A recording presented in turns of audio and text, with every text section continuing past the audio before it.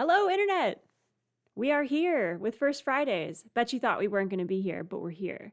And now you're going to enjoy it because it is a guest GM situation. First Fridays is where we raise money for a good cause a little bit of chaos.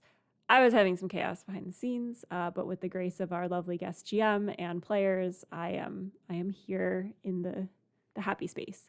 I'm so excited to play with you all. We're going to be playing Under Hollow Hills.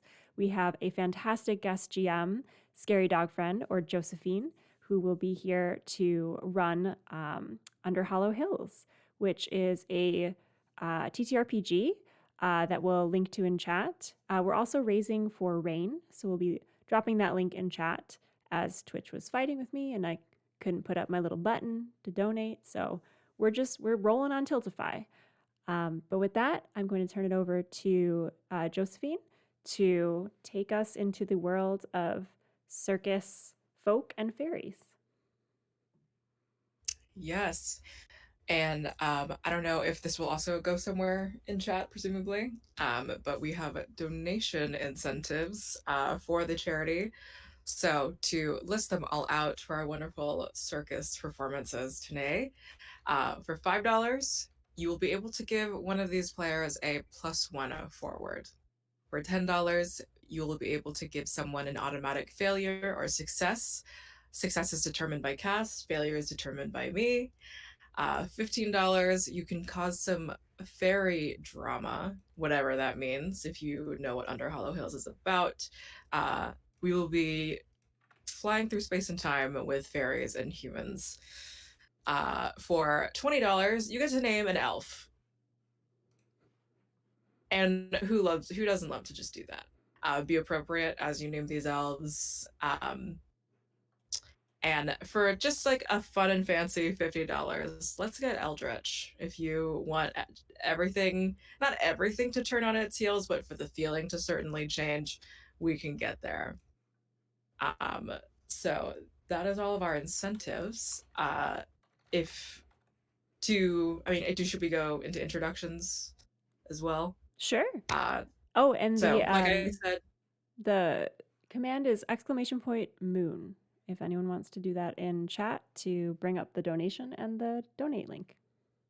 hell yeah. Again, I'm Josephine, Scary Dog Friend. I will be your mistress of ceremonies. We will be playing the wonderful game Under Hollow Hills by the creators of Apocalypse Worlds, and it is a Powered by the Apocalypse game, so we'll be using the D6s system and so on. Do we want to go down the line based on overlay? So, Alyssa, do you mind starting? Just introduce yourself and the character name and playbook. Yeah, sure. Hi, y'all. I'm Melissa. My pronouns are they, them, and you can find me on Twitter at a disaster queer. And tonight I'm playing Sanguinaria, who is the Winding Rose.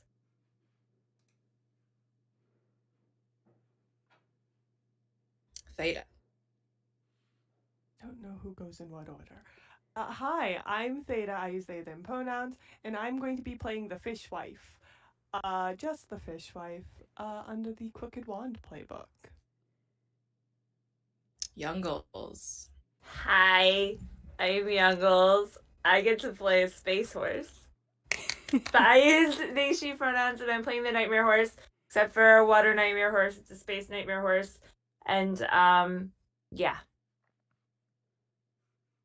And Allison.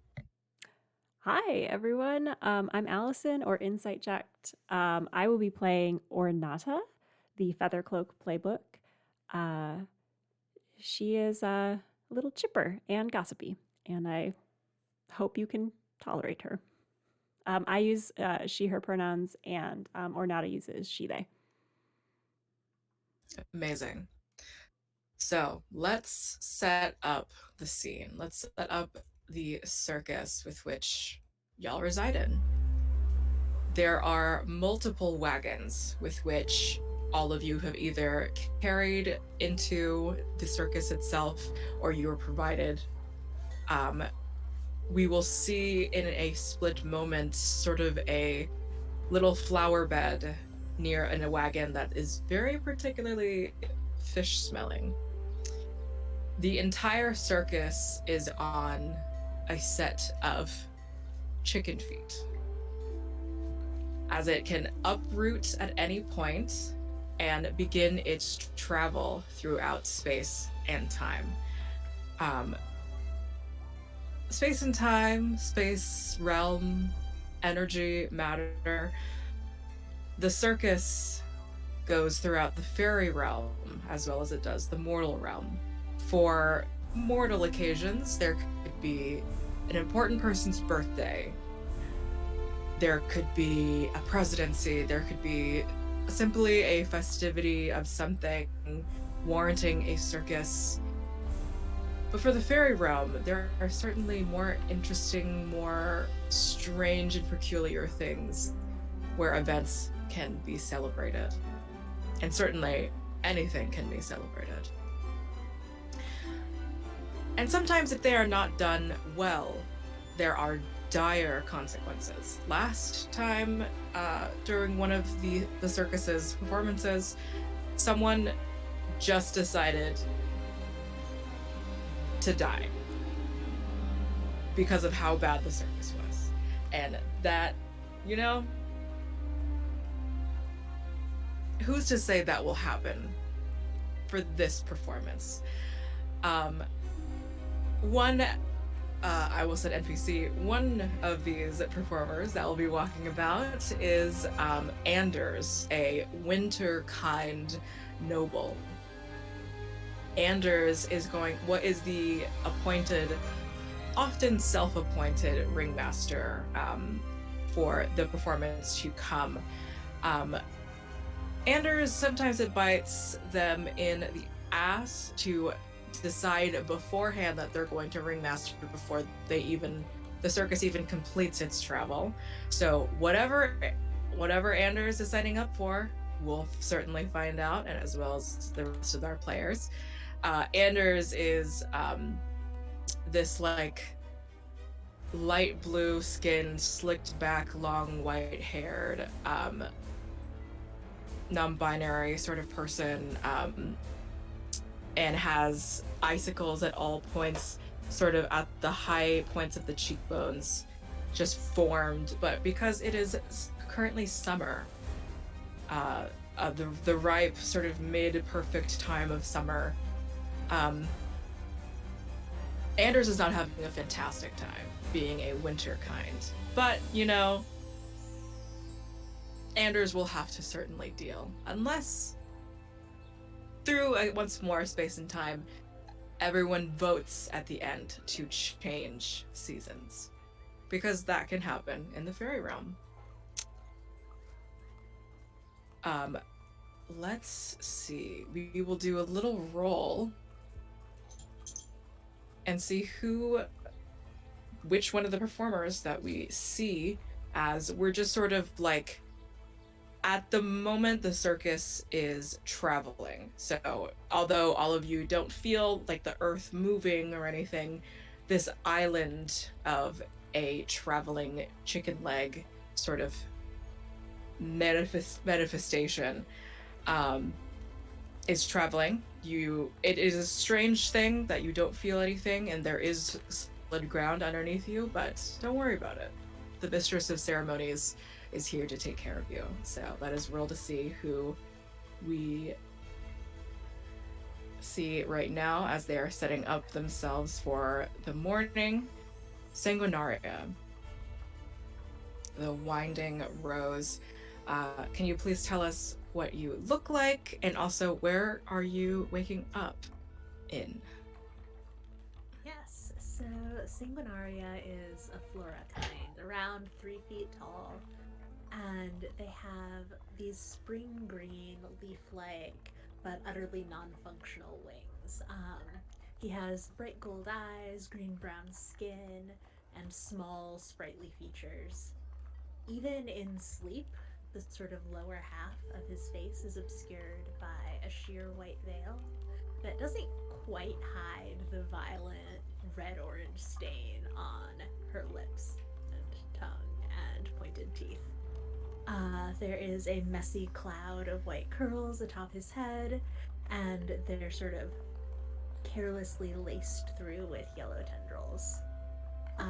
They are shirtless, and there's a sort of large white petals blooming from his waist, sort of like a billowing skirt.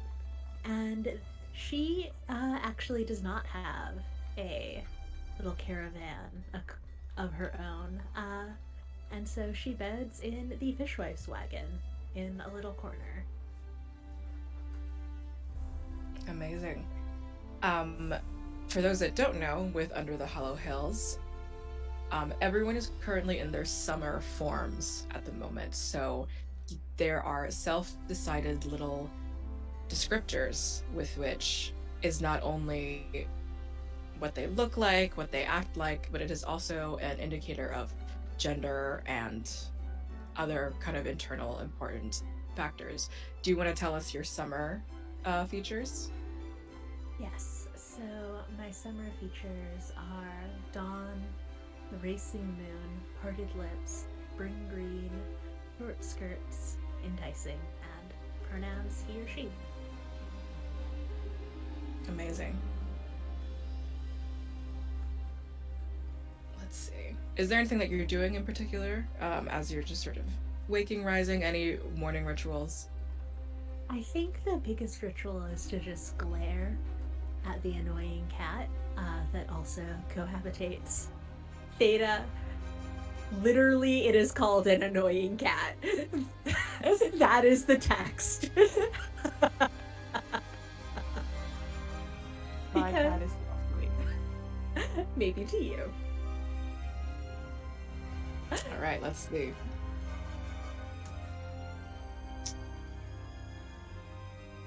On the opposite sort of side, Ornata. Ordata? Or nada.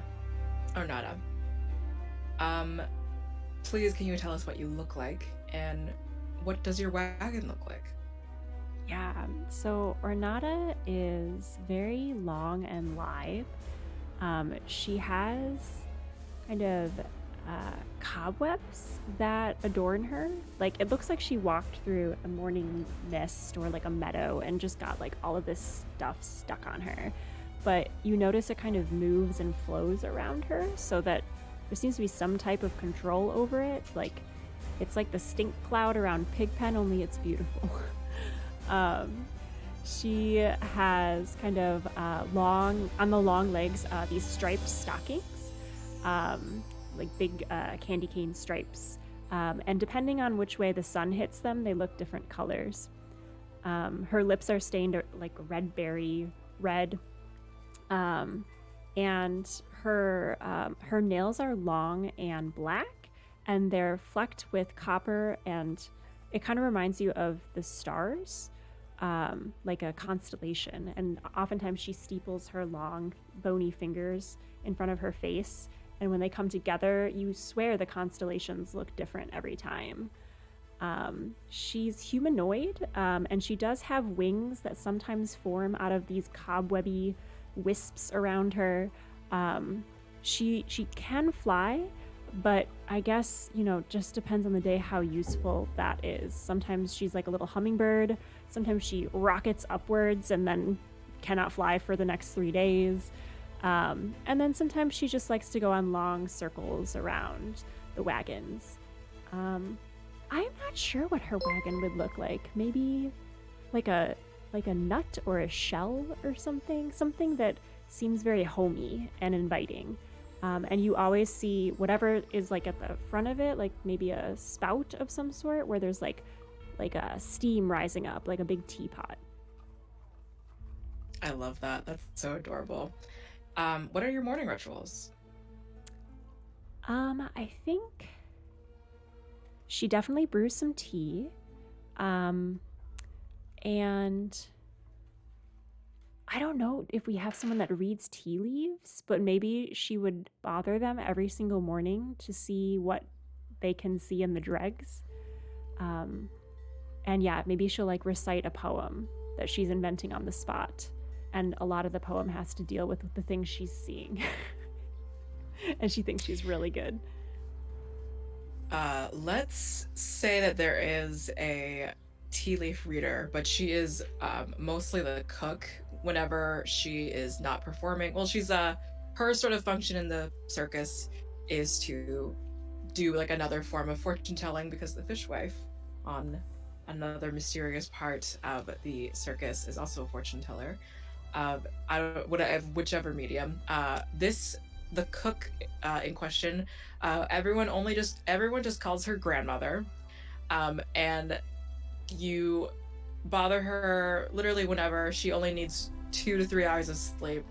Um, and you always just sort of find her sitting in the dark. So when everyone turns the lights on and like lights the gas lamps or like comes in, she's just sitting in the dark with tea, and she's just like, "Good morning," um, and she's always there ready to read your tea leaves.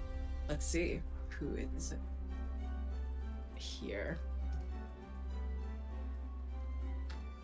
Okay. The fishwife. Please tell us. Oh, I'm sorry. Ornata, do you also want to tell us your summer features? Yes. So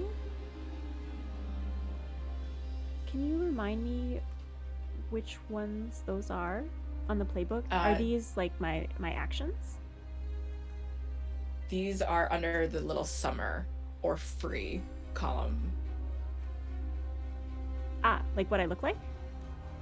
Yes. I feel like I said a lot of them. Yeah, for sure.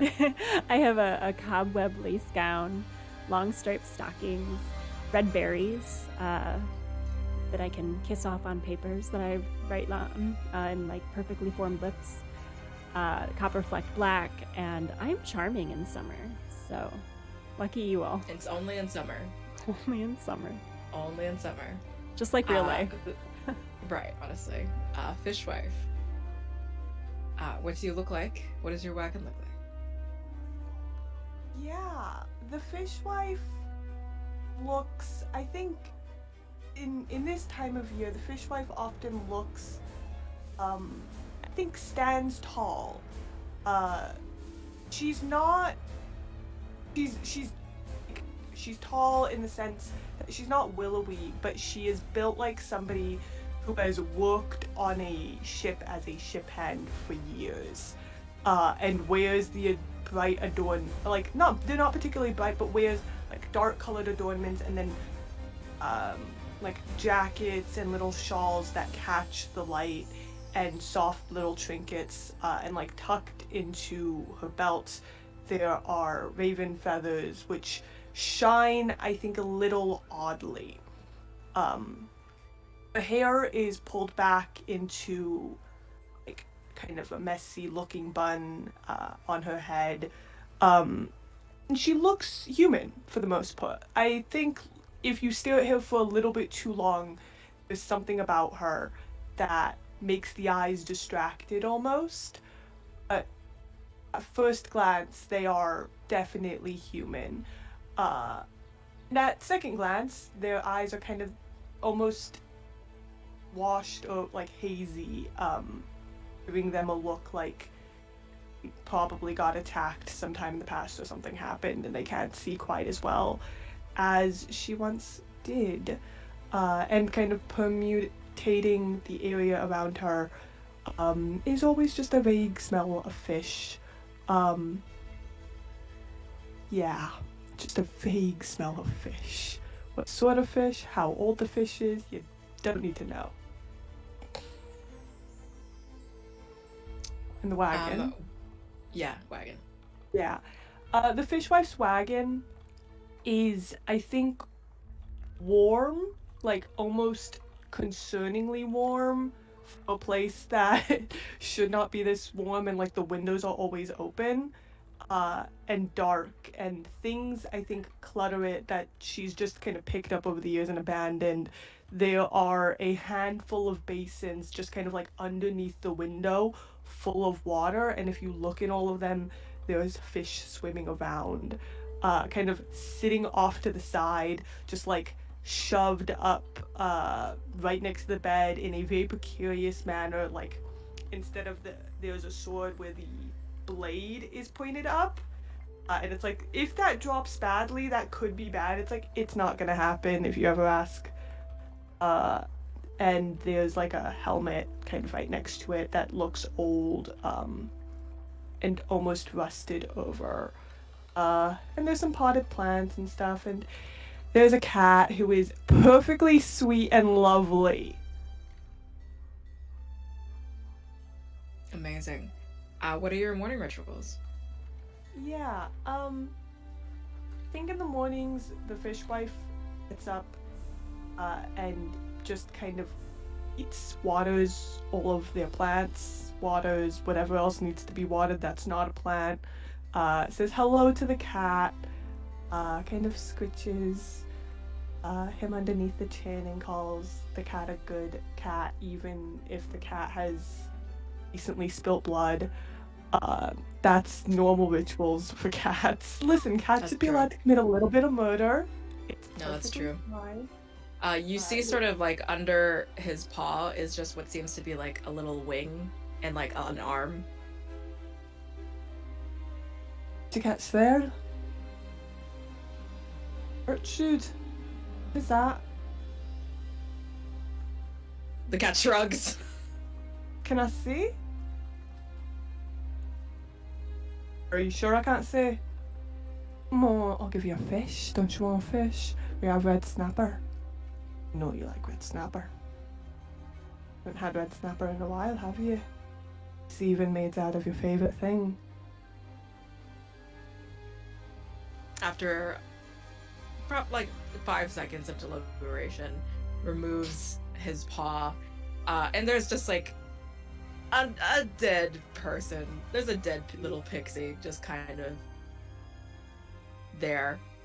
Oh, do I recognize the pixie? Probably a mail courier, honestly. Is that... I'll pick up it with kind of gingerly fingers and like, I think walk outside. This is probably not unusual part of my morning rituals, burying bodies in the mornings, you know? And just kind of take a small hole, dump the body, put stuff back on top, and like, Gertrude, you got to stop killing people. Can't keep burying this many bodies. As a result, Ornata's poems often are involving, and there's the body that she's burying again. Morning rituals with body burying. And to another wagon or a little area, whatever. The nightmare horse. Can you tell us what you look like and what does your wagon look like? So the nightmare horse, I imagine, is a very, like, you know those like vans from back in the day where they would like put these like really rock ballad space operas on the side of them? I feel like the nightmare horse would have a wagon van, kind of like in what was that Disney movie that just came out? Anyway, the like, you know, rock opera space horse, spray painted, like van wagon thing. And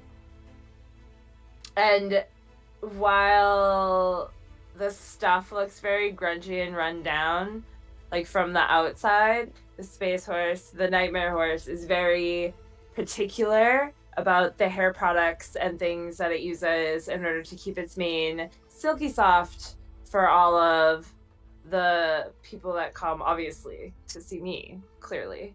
So there's a very specific ritual that the nightmare horse will do in the morning, especially in the summer, because in the summer it's all about thunderstorms and just being very like Fabio everywhere and very lustrous. It's more of a twilight blue in the summer, a little bit more twinkle happening, and very, very queerish, and likes to have minimal horseshoes on compared to the winter where we're wearing thigh highs. So Incredible. So at some point, Anders will have sort of access to a little makeshift megaphone. It's just sort of paper, but then the paper almost animates into something somewhat of a mouth. And the little morning alarm for everyone, or like the announcements, is to come meet at the mess hall for just information about what seems to be up ahead, and just as far as the rest of the travel goes, general news about that. So all four of you sort of like knowing each other to a certain degree or other, see each other walking towards the mess hall. Are any words exchanged?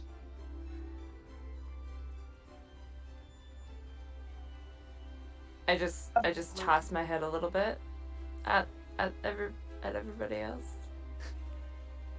I think the fishwife says absolutely nothing to anybody. Just kind of looks at you all like, oh, you're still here, I guess. Hi, again. I know we do this nearly every morning, but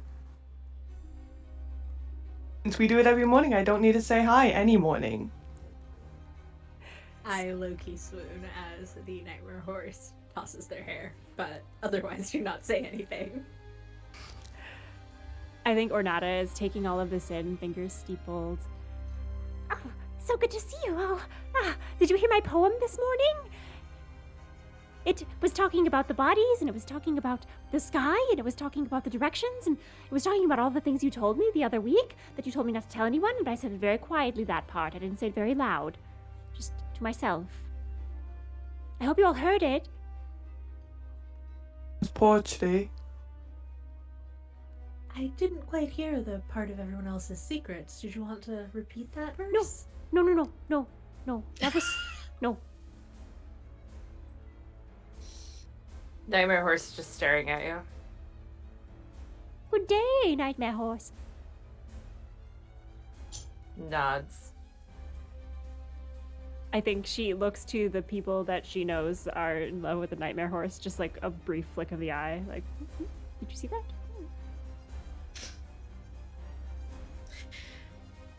All of you gather into this mess hall that's like sort of beautifully doilied by grandmother.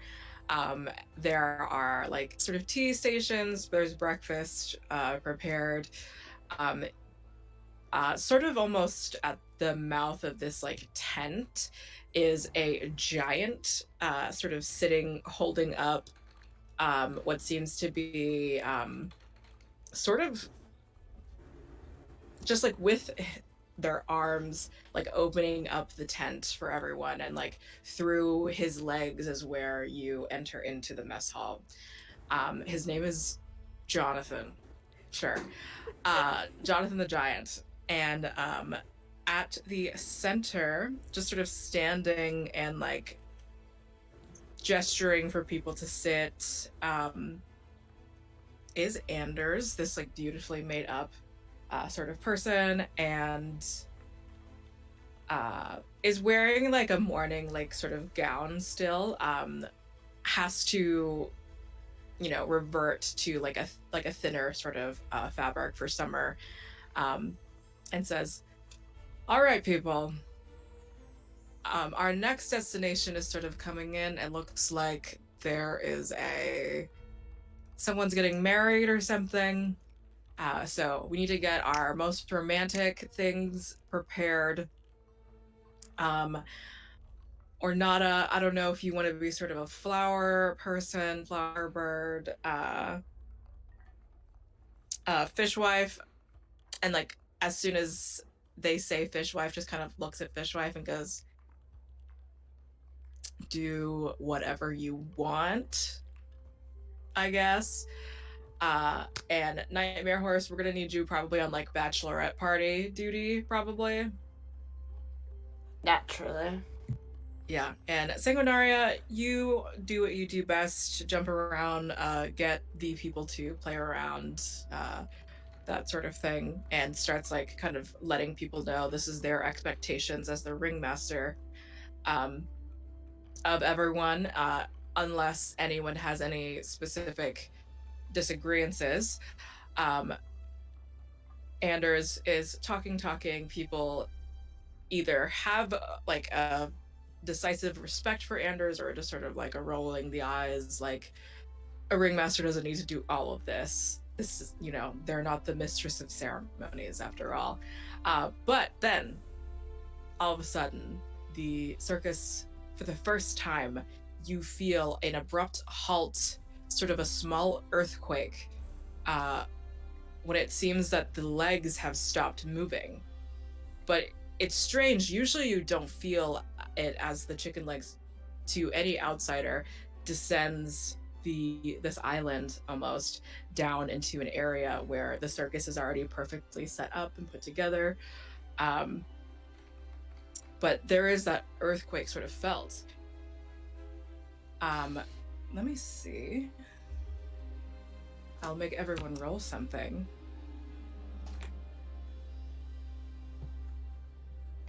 Sniff the wind? Oh yeah, sniff the wind. I was gonna say, can I maybe do throw the bones? Throw the bones. Everyone, yeah. If people would like to do whatever they think is sort of like a preparing yourself, I'll say even weather the storm is great.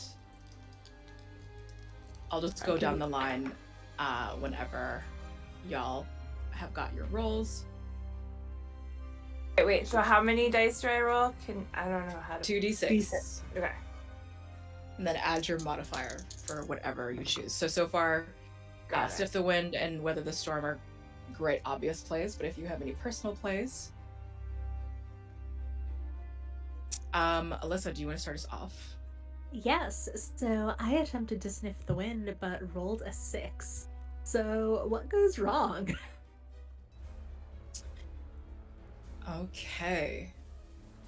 On a miss, ask the MC what goes wrong. They might have you choose one anyway, but be prepared for the worst. Perhaps you've disturbed something or someone without realizing. So the potential questions, it looks like, is what's coming this way? What's here that I haven't seen yet? Whose territory is this? Who's doing? If I trust my feet to carry me to safety, where will they take me? How can I make myself invisible here? How can I go unnoticed? If I trust my nose to lead me to the heart of this, where would it take me next? You begin to pick up a scent. You're beginning to sort of maybe follow the direction of it. You think that, like, hey, I think I have like a really good opinion. I think I can really maybe solve what's going on here. And you end up sort of, I think, next to the fishwife, and it's, oh, you're just smelling fish. Did you cause this problem, then? Tim, what makes you think I would? Ah, so it was unintentional, I see. No.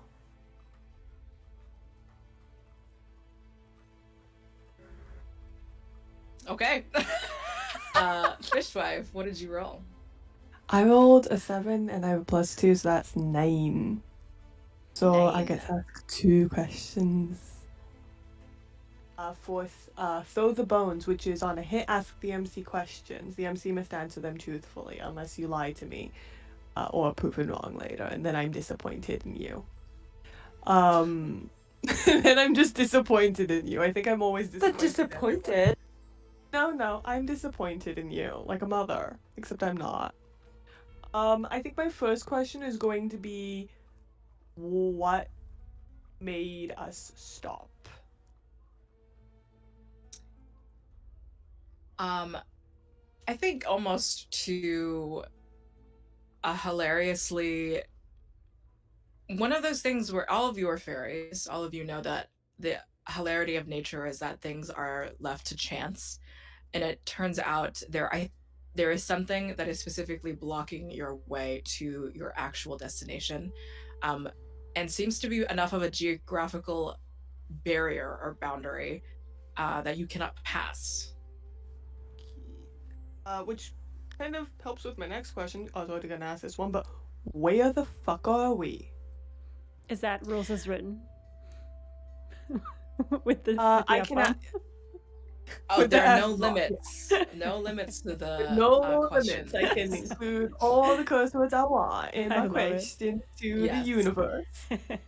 I think maybe so. One of y'all is probably one of the performers. Rather, is probably the cartographer, probably the planner, probably someone that like maps the course. I think they will look. They have some sort of like magical pendulum that's like constantly just like levitating on top of the map itself, and as they sort of, I think they will actually open a book, and a magical pendulum will come up from it, and it looks like y'all have like miles to go in terms of the actual wedding destination. The cartographer furrows their brow. It looks like we're like near a beach. Usually the circus just walks over. We're just sort of an island until we get to where we need to go, but it looks like we're just stuck on a beach, like a forested area. I start sniffing just to see if I smell the ocean. I don't want to roll. I just want to see if I smell the ocean. Yeah, we'll say that. I smell the ocean. Yes, you do. I'm pleased. I'm I don't think pretty the sure fish that will it's. say I'm pretty sure that's just the smell of your fish. anything. No, the fishwife doesn't tell anybody. They're trying to smell the ocean. They're just like, Got it. Nightmare Horse. What did you roll for? Nightmare Horse is going to size them up, and I rolled a 5 plus a 1. So you failed. Cool. Unfortunately. So size someone up.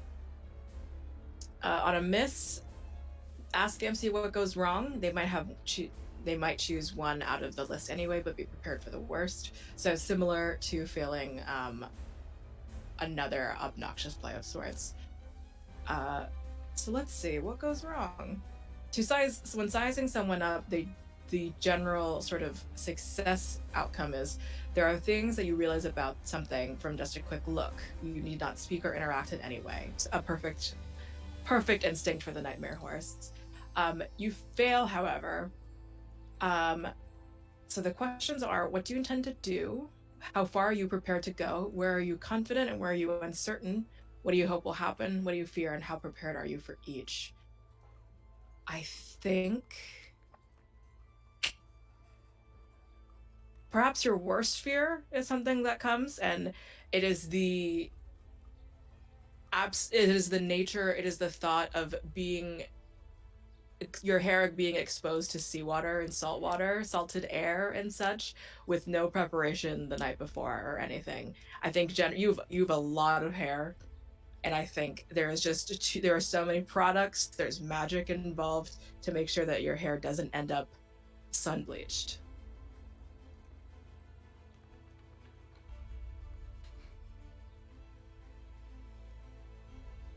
The Nightmare Horse is speechless. Incredible. And Ornata, what did you roll for? I rolled for smelling the wind, my favorite move. And I don't remember what I got. I got a 9, 11? Let's go. All right. Yes. So ask 2 questions. Okay. Let's see. Oh no, where did my wind go? Okay, here it is. I would like to know whose territory is this? Who's doing? As she like smells the difference in the air and knows that this is not normal. The territory is, we'll say, Depending on whether or not you collaborate with a cartographer or you are familiarity with this area for whatever reason, um, all of you. Also, if anyone like cycles out of this mess hall and like kind of looks over, there are railings all around the island.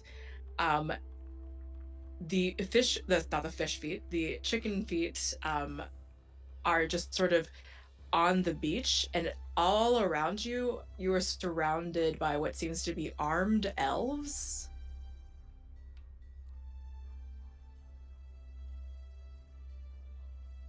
Oh my.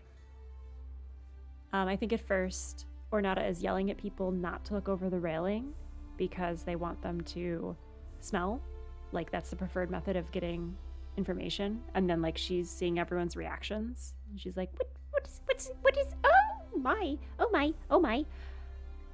Second question will then be,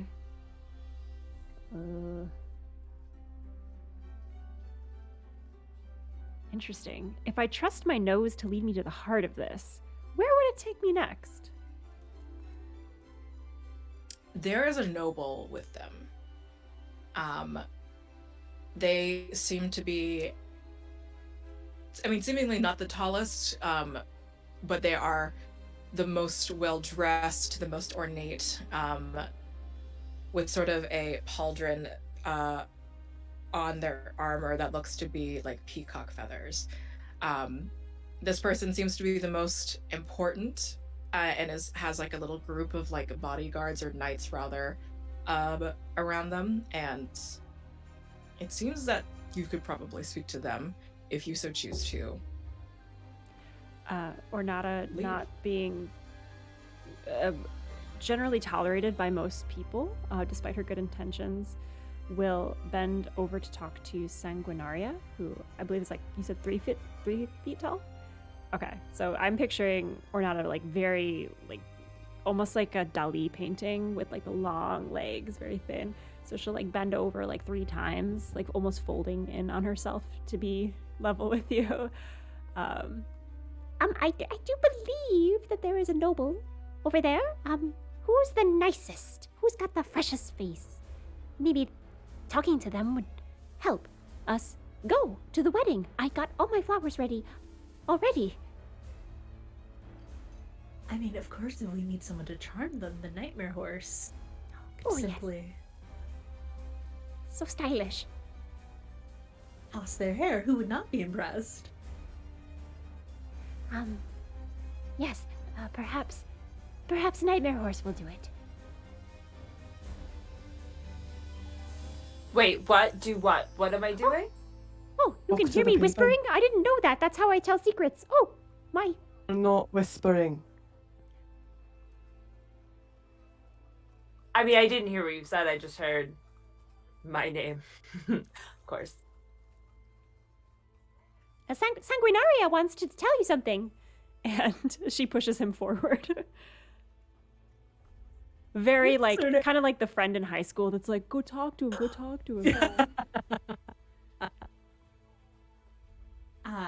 Sort of ruffle out like my skirt and then say, apparently there's a noble out there that we thought with all your charm you could speak to them and get the circus back on track. What an excellent idea. Yeah. I bet I could do that. I mean, I am the nightmare horse after all. Does my hair look okay right now? Looks good, right? Looks like hair. Yeah, it looks like hair. Well, I would hope so. It could look like coat. Scales. I think it looks perfect, but Something worse. Sanguinaria still takes the opportunity to like reach up, and I assume reach up and up and up, with their like creepy, too long, either like too many joints or no joints at all fingies, and like just brush a bit of it back, and then clasps their hand back, like in shock of his boldness. It's The perfect night. now. Oh, I thank you. Yes. Yeah, point me to this noble, and I will of course do my thing, as they say. Anders, who is flustered about all this like new information, everyone like now like leaving the mess hall just like sort of in the middle of all the preparation, is just like, okay, I guess minor setback. If someone can go talk to this whoever it is, we need to be on our way. The wedding, yes, please. And it seems that there's like a few minutes before the island seems to properly sort of actually, because full island is like on this beach where people currently are, y'all it's like a weird, like almost mechanical kind of ladder or like lower stratum that begins to kind of lower I think it's a platform where the nightmare horse like come down. And if y'all are joining them, joining the nightmare horse rather, a smidge roboing. You're getting a little Yeah. robot-y. Yeah. I was wondering if it was just on my end. Same. No, I could notice it was full was purely just because everyone else was smooth. Joe. So I could hear most of what you said, but I was also distracted by the robot effect. Yeah, I Okay. think that it was just very robot. And you're lagging, and you weren't lagging before.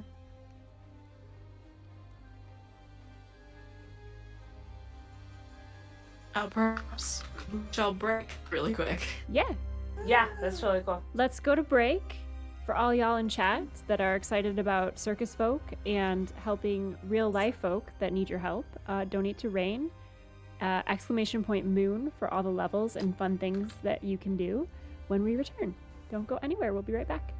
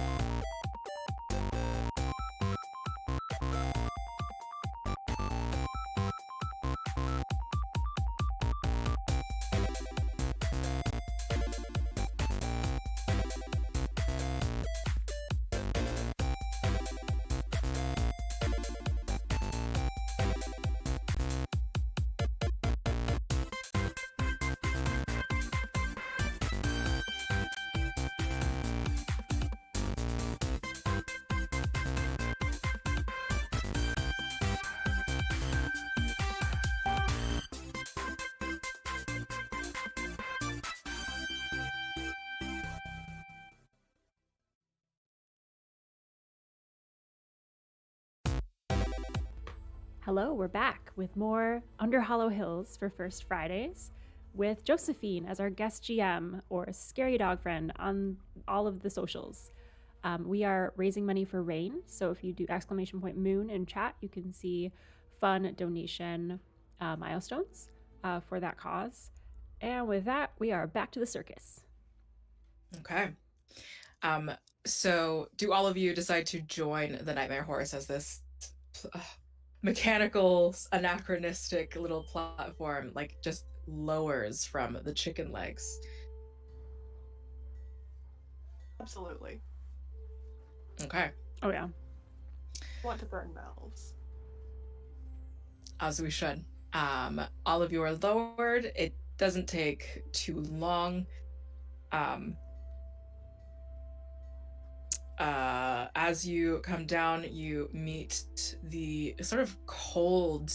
It's supposed to be summer, but like kind of the cold, like kind of breeze of like salt and sand, and this like incredible vast ocean.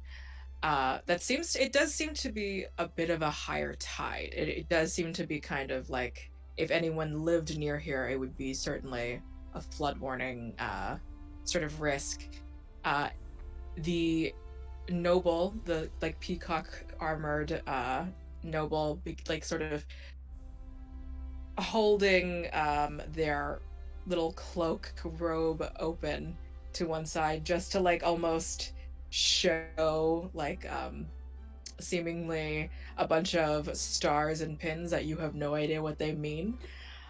So why would it be meaningful to you at all? Approaches and goes, "What sort of monstrosity have you brought upon our hunt?" Surely you're not talking to me. It's just she's a fishmonger. What do you want? You know? Like, I'm not speaking of the fishmonger, but I do have a problem with them as well. well, I then, have a problem with you. Well, you are clearly in the midst of our pre-celebration. Can you tell us the nature of your visit? Oh, we're here to give flowers to someone else, not you. you're muted. No. Oh. No, go ahead. Go ahead. Yeah, it wasn't coming through. Am I muted? No, not anymore. You're I don't good. know. Yeah, you're good. Oh, yes, flowers. Not for you, but for other people. Get out of the way. You're in the way. Nightmare horse, help! Yeah. What my colleague is trying to say is that we're here to make it more festive, obviously, and flowers to collect those, but mostly to add our festivities to your festivities, because we've heard of this great hunt, and obviously we would amplify your event. Ornata throws some dried flowers into the air, and they all just disappear into like cobwebby strings that kind of dangle down around her, and she gathers them up again and puts them back in her basket. See? Or like check this out, and the nightmare horse just starts Check this shit out.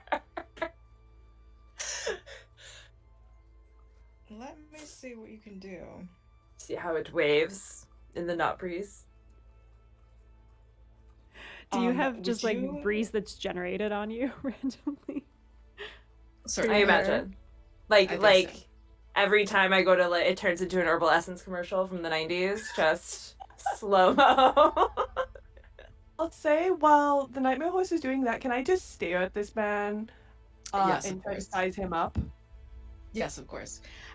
Nightmare Horse, I want you to either confront someone, Yes. take someone's breath away, or disarm a situation. Oh, I'm gonna do take someone's breath away, because Okay. the waft of flowery essence and rice water as I got a 6 and a 4. So 10, and then +2. 12. Well, I'm really good at that. Yeah. So, taking someone's breath away.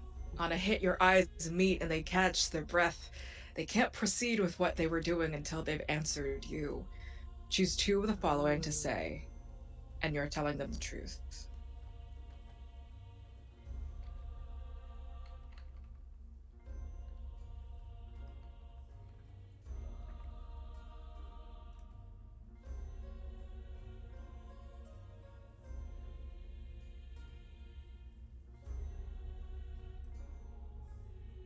We can kind of reflavor them to be relevant if you'd like as well.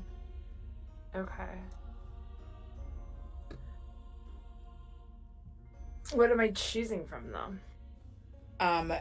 That's gonna be move 2 on the little character keeper for you. Move 2. Okay.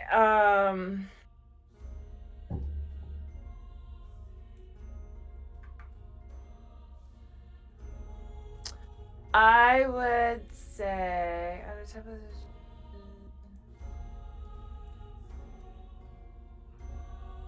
What options do you have?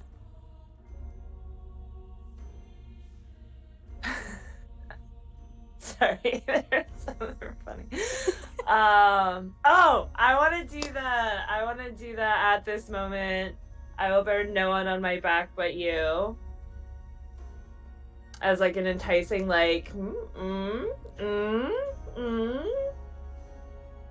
You put your little sniffly nostrils right into this illustrious mane. Just don't pull too hard. The noble is definitely like the Nightmare Horse is one of the circus's spectacles, so certainly viewing this group of this motley crew of fairies is their curiosity is piqued, and there's a very inviting, mysterious thing about the Nightmare Horse's nature, and they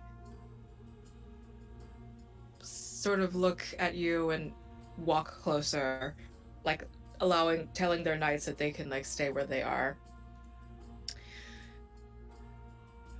And if I am to ride you, you will tell me, this will answer the question? I mean, it'll be fun either way, won't it? All right.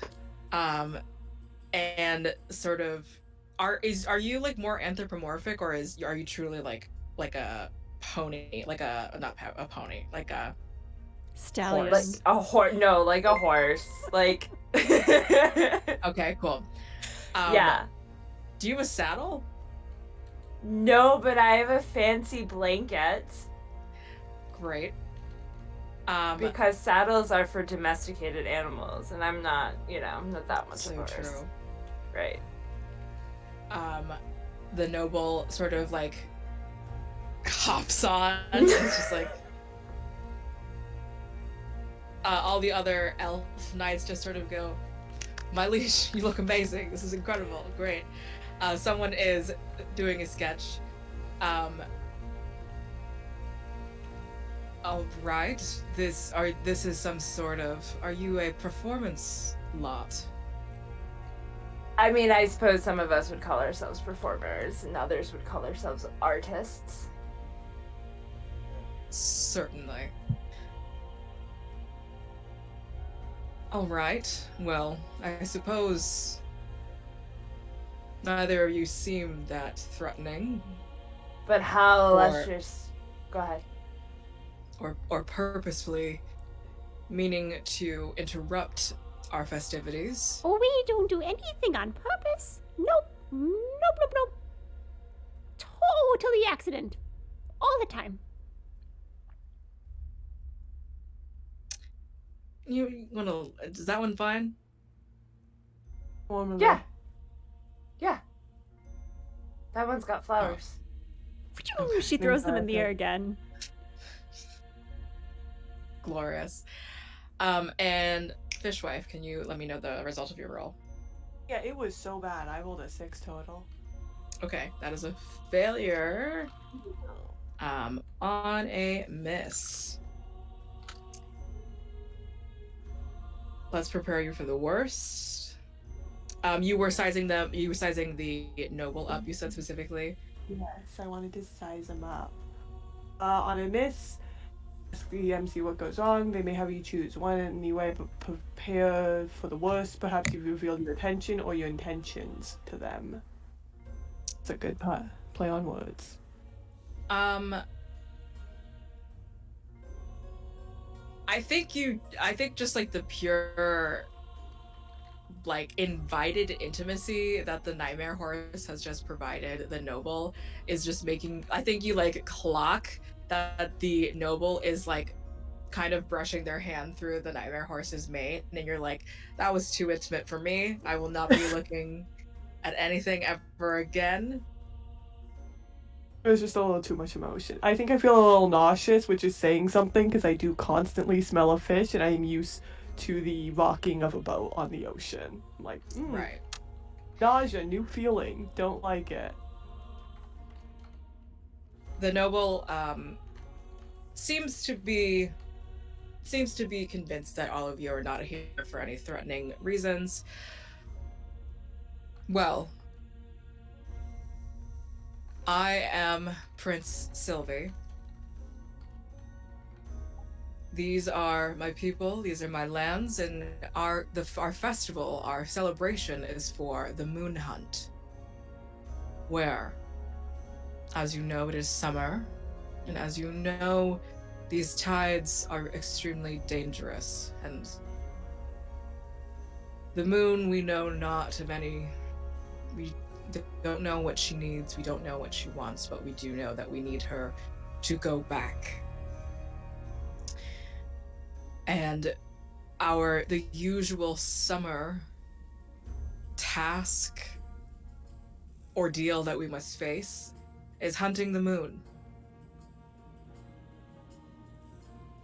And I think you lot, and if any of your other performer friends, want to just help distract our quarry and any allies she may have. We could make your unprecedented visit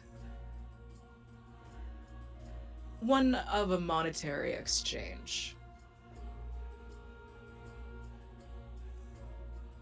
I'm listening. It sounds like you don't hate us anymore. That's good. Monetary? Is that like telling secrets? It is money. I'd be offering you money. But Gold, not or... secrets. You can tell me anything. I'll make some tea and we can talk.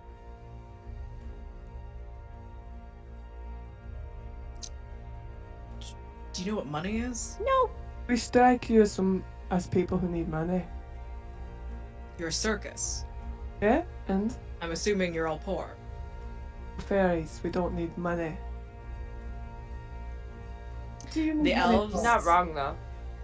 The elves all just sort of like, almost like I think gasped to themselves that like no one clocked that y'all were fairies, and you've been openly kind of like the like very great. It's almost like a gracious gesture of like, oh. What did Fishwife say again? The fishwife just kind of points at Nightmare Horse and goes, "That one's a talking horse." I really think she was just. We don't really think horses. Horses are fairies. I don't know. They don't talk. Just Nor do want they it have to be luxurious respectful. hair like this. Elves never bother to go to the other end, do you? I think Prince Sylvie will like come in and like, let me level with you. We're kind of city elves. You know? We have we have roads. We have roads too. Well, all of that to say, we don't have all of the methods of traveling the many realms. Is this your first time meeting fairies? Okay. So All right. don't need your money. There's other things. Is it your Secrets. first time meeting fairies? First time dealing with them, perhaps. Certainly have seen, been in the vicinity of, but we are wary, for you are great, incredible, serious beings with which we must respect. I think at every word, Ornata is looking to the other members like, This is pretty good, right? This is good. The fishwife is just staring at this man with the look of somebody who's like, I know you're lying and full of shit. I don't hate this, but also you need to lie better to me. Like, if you're gonna be nice to me, then lie better. Can you guys help me? Can we just talk really quick? So there's this hot guy, you know, and I'm the prince. Fishwife just walks away. Okay, so the three of you, there's this hot guy. I'm the prince. I've never caught the moon, and I really need a win this year because it's kind of marrying season, it's cuffing season. And if I don't, if I'm not married to somebody that I like, it's gonna be sort of like a toss-up of like this person has the best prospects for me or something, and they're like not a hot guy. So if we could just kind of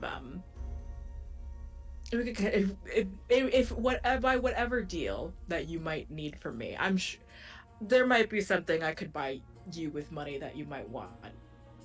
Money's not a Rice? problem. Sure, I got rice. It's Cool. gonna be pretty expensive for me, because it's like, it's not the right geographic sort of thing, but we'll figure it out. We can get that. But as I was saying, if all of you or any of the rest of the performers are well and able, willing to distract the moon, then I think we can make this work. We have like the most experienced hunters in our clan, but unfortunately, I'm not one of them. So if you could help a guy out. Oh, don't feel bad, don't feel bad. You're pretty good in other things, I bet. What's a thing you're good at?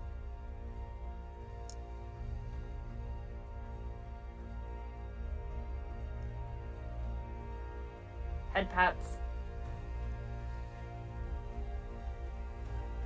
Staring? Good starer. This one. I'm sexy. Nightmare horse? What say you? We're gonna need a lot of distraction. And for the most part, I'm gonna just need you lot to support me as much as possible. So if you could go to whomever you are dealing with, whomever is your leader, or if you have a noble of sorts, then we'll We have a figure this out. ringmaster. I see. Yeah, we have a ringmaster. We can definitely do that. I mean, the moon has been after me for decades at this point, so I'm sure we could distract very, very well with our performances. Also, do you have a steed to ride? Do you need one? We all have steeds, but if I can ride you, that should be fine. I mean, it'd be a good look, riding the It'd be a nightmare good look. horse to capture the moon. Excellent. The contract is made. Yes, Oh, we all signed. Oh, good, good, good. Sanguinaria, I think you and this elven prince have much to talk about. Pursuing your love and all of that. Make sure you don't hide from your love. Do what you can. I've got to go talk to the fishwife. And she just kind of wafts away. Sidles up to the fishwife. Sanguinaria pretends that none of that was said, but does, I think, size up the prince and say, if this is a competition, then where are your competitors?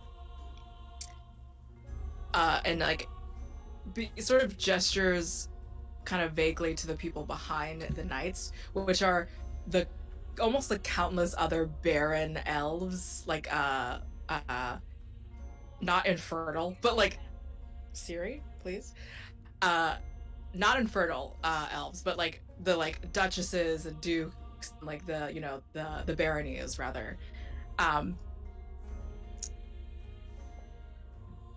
If they do better than me, it looks a certain way, and this is kind of like my consistent year of not doing fantastic.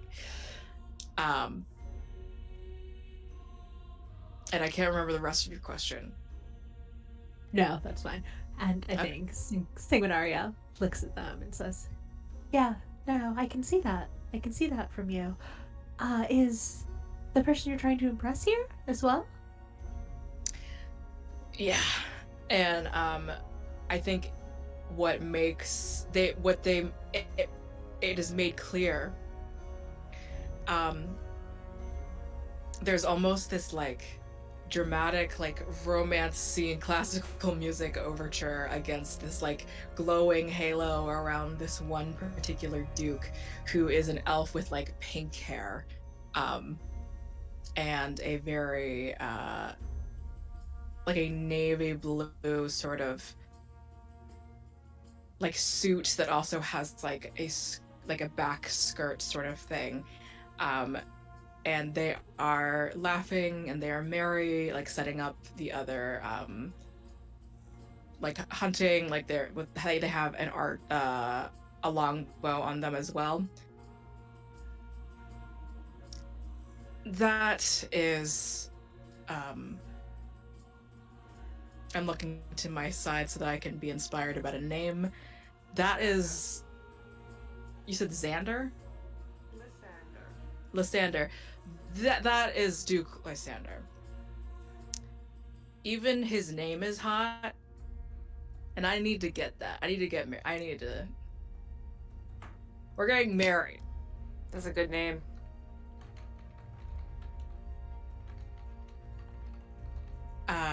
And like looks, kind of takes Ornata took Ornata seriously, and like just like looks at you as he is still like on top of the nightmare horse. Do you have advice?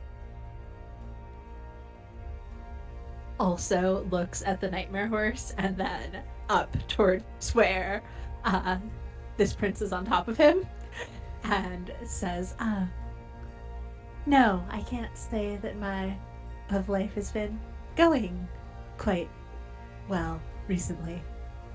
You never been in love? I didn't say that. I said I didn't have advice on winning over your beloved.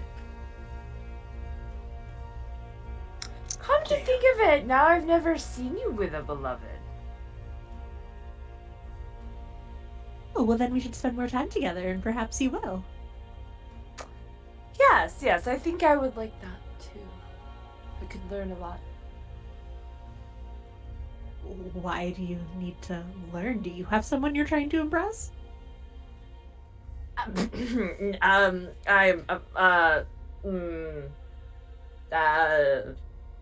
Why would I need to try to impress anybody? Yes, well, we should get going and get ready for our performances if we're going to,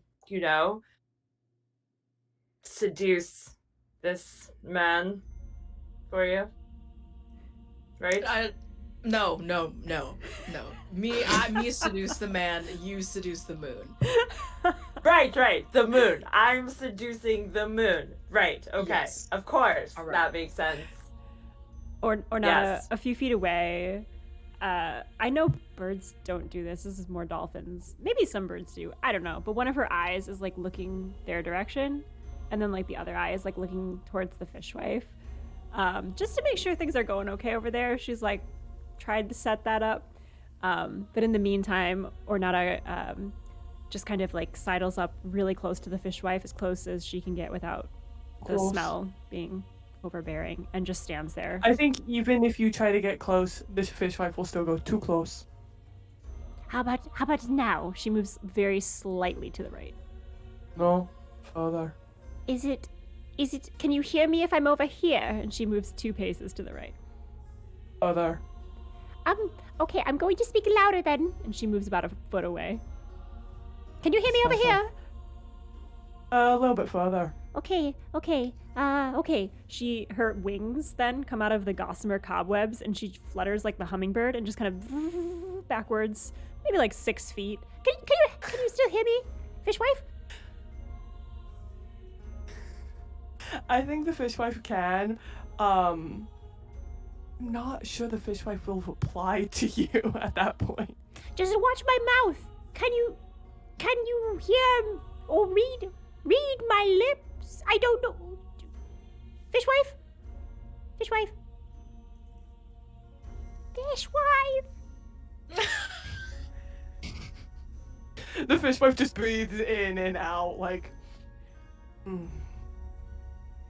Yeah, I can hear you.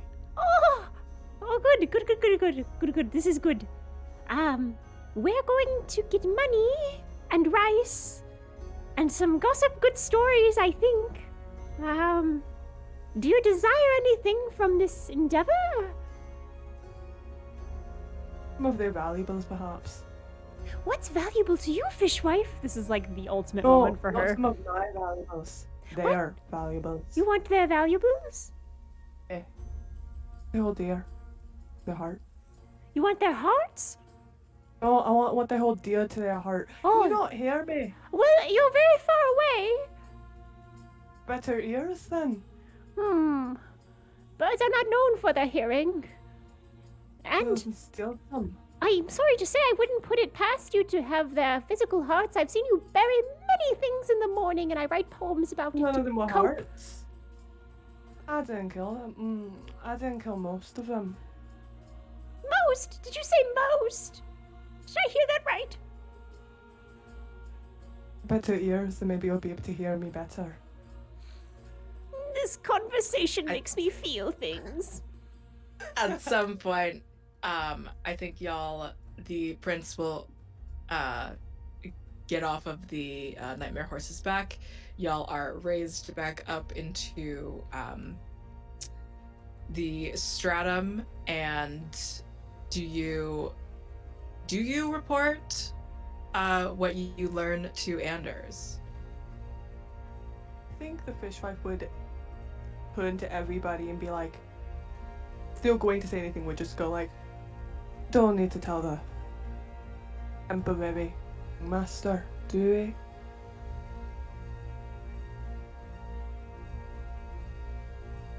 I don't know. Do we? Not the ringmaster, are they? Really? They just big guys send themselves that title.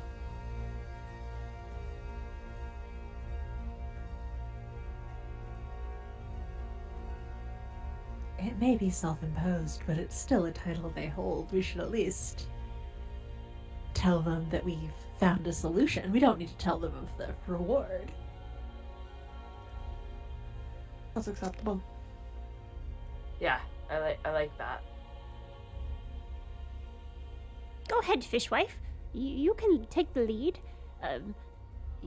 You might hold on to the details that I'm not supposed to say.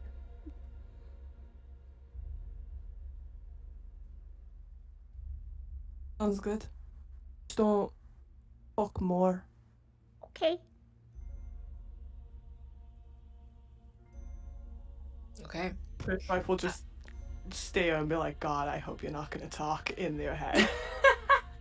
Like, So who goes up to Anders and lets the very fussy winter noble know what's going on. The fishwife will absolutely go up.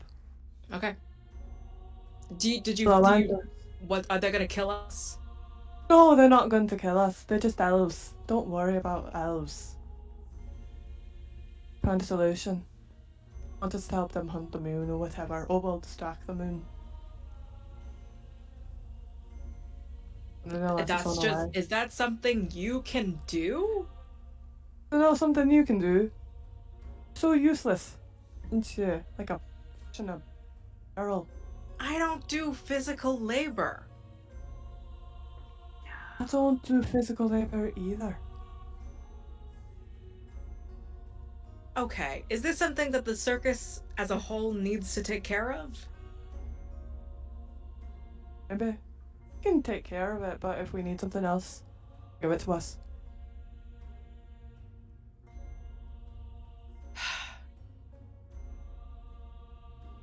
Will you be performing? Maybe. I think the nightmare horse will. Apparently the moon likes. Oh. Goof.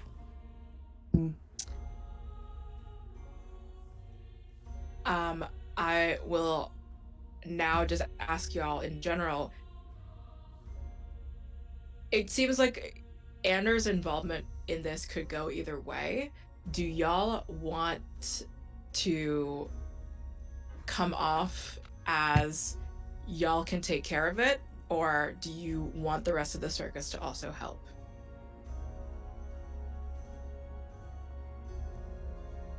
I think the fishwife leans towards just us taking care of it and maybe pulling in other people if we have to.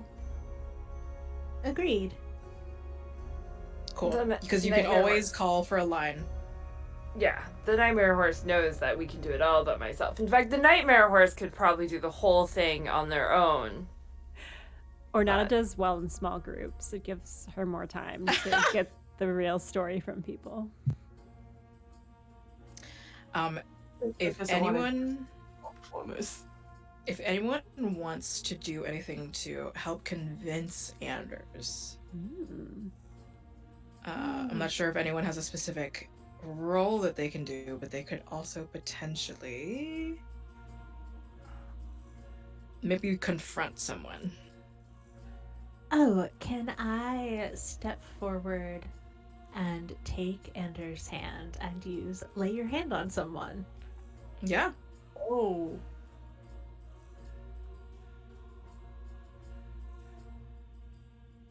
Okay, so I got a 9, which means I can choose one. And so I grasp Anders' hand between both of mine, and I say, "We have it well handled. You should prepare for the wedding, which will be to very quickly. And I'd like to use, they trust you with what comes next, even after you've removed your hand." Yeah, okay. It is a very good thing you did not miss. Yep. So, Anders, this is beginning to set up probably Anders' opinion of you from like past performances, and Anders just kind of goes, okay. I have a very one-track mind at this moment. I don't want to have to think about anything other than this wedding. There are still lots of things that we need to complete, as well as sets and the magic things that need to go on, so I will leave it to your hands, Sanguinaria. If anything goes awry, there will be ropes from the stratum, and there will be anyone that you may need to come down to your aid. All right. Do what is needed. Do what you must to get these elves the moon or whatever, so that we can go on to the wedding. And you are dismissed properly, and the four of you, now with the reward in tow, potentially, whatever that may be, because these elves did not really make a proper contract with all of you. Didn't really know what all to expect. And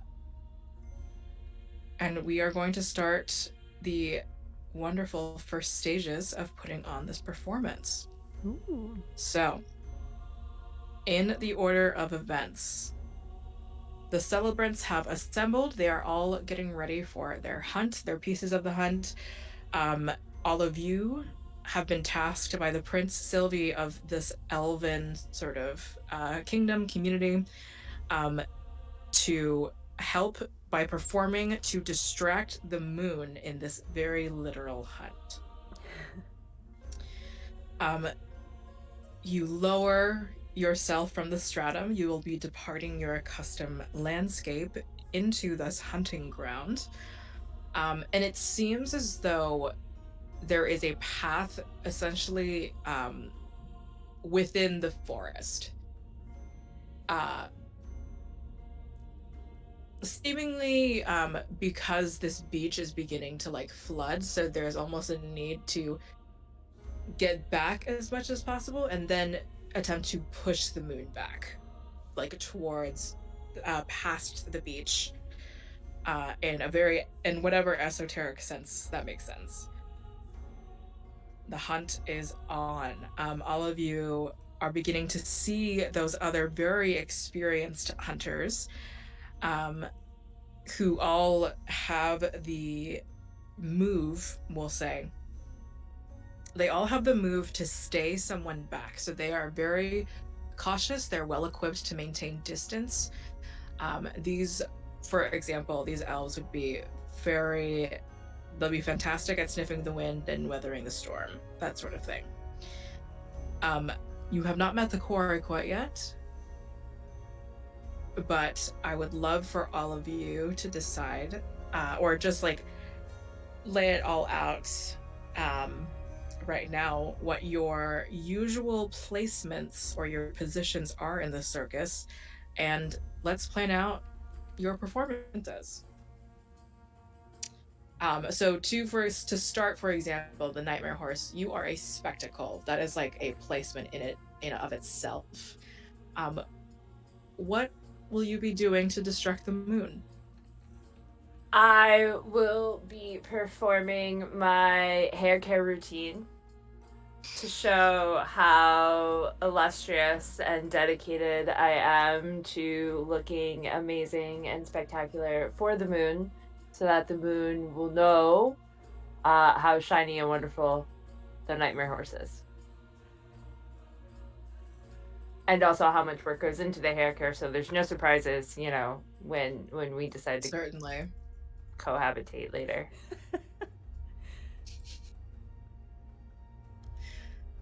Alrighty. What are some other performances going on?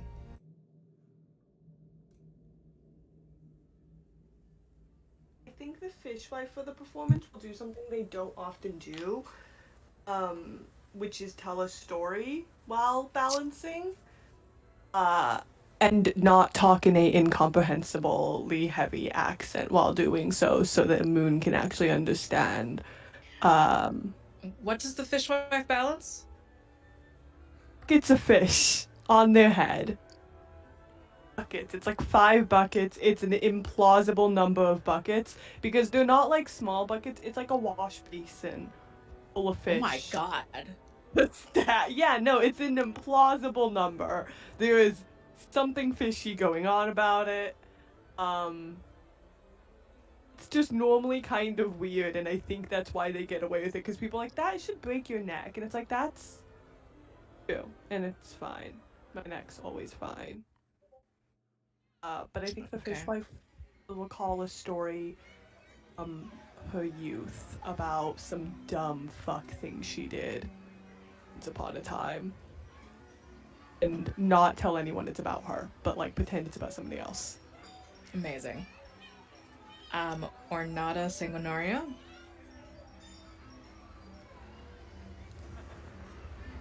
Sanguinaria is typically a performer and like a barker and caller and very about the audience participation. But given that our audience is simply the moon. I think that her goal is to sort of, once the moon is distracted by the Nightmare Horse's beautiful performance, sort of make sure that they stay and are tethered. But also, I have a trinket, or a trapping rather, which is a seashell in which speaks the voice of the moon.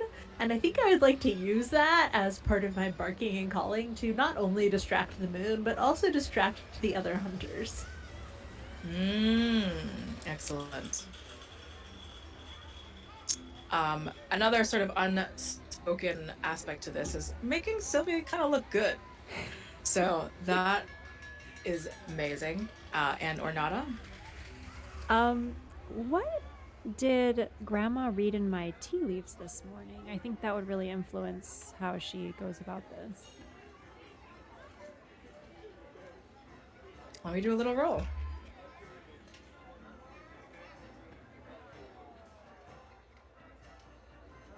Let's see, Grandma. Okay. Grandma got a 4. Oh, Grandma.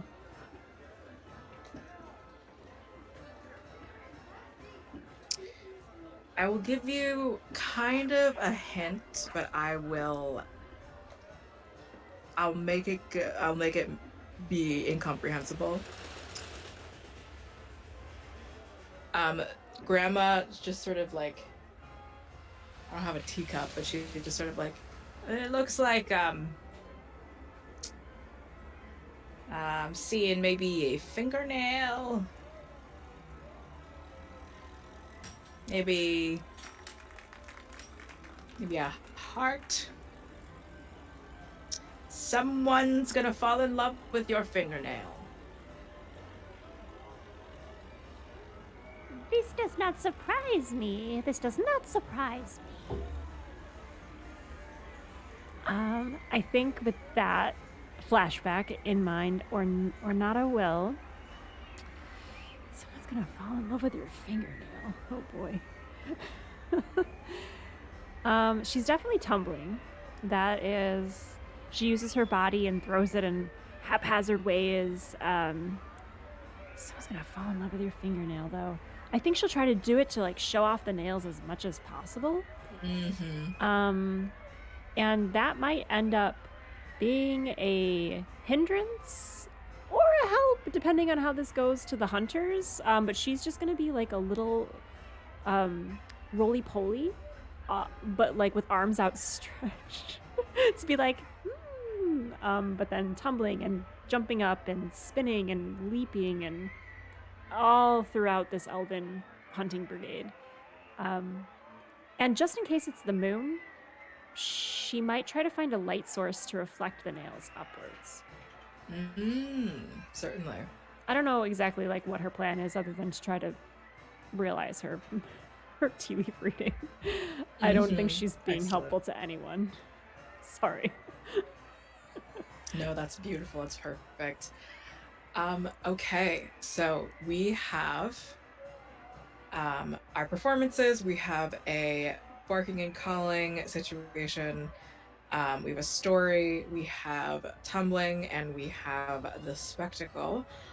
Before we act out these little monologues of wonder and fairy-like incredibleness, we're gonna take another break. Once again, it's !moon for all of the donation incentives. We are planning to donate to Rain if you want to help out some wonderful people, provide some wonderful services, and we will see you in a few minutes. See you soon.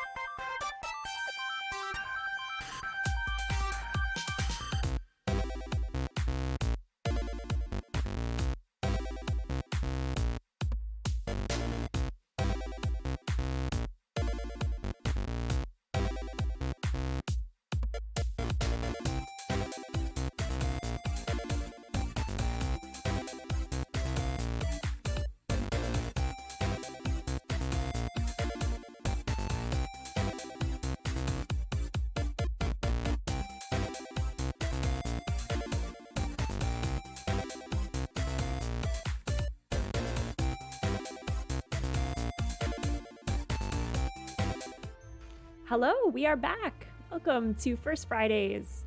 First Friday of every month, where a guest GM causes a little bit of chaos on the channel, and we raise money for a good cause. Tonight we are raising money for Rain, and we are here with guest GM Josephine, or Scary Dog Friend on the internet. So excited to have you here. We're playing with some great folks.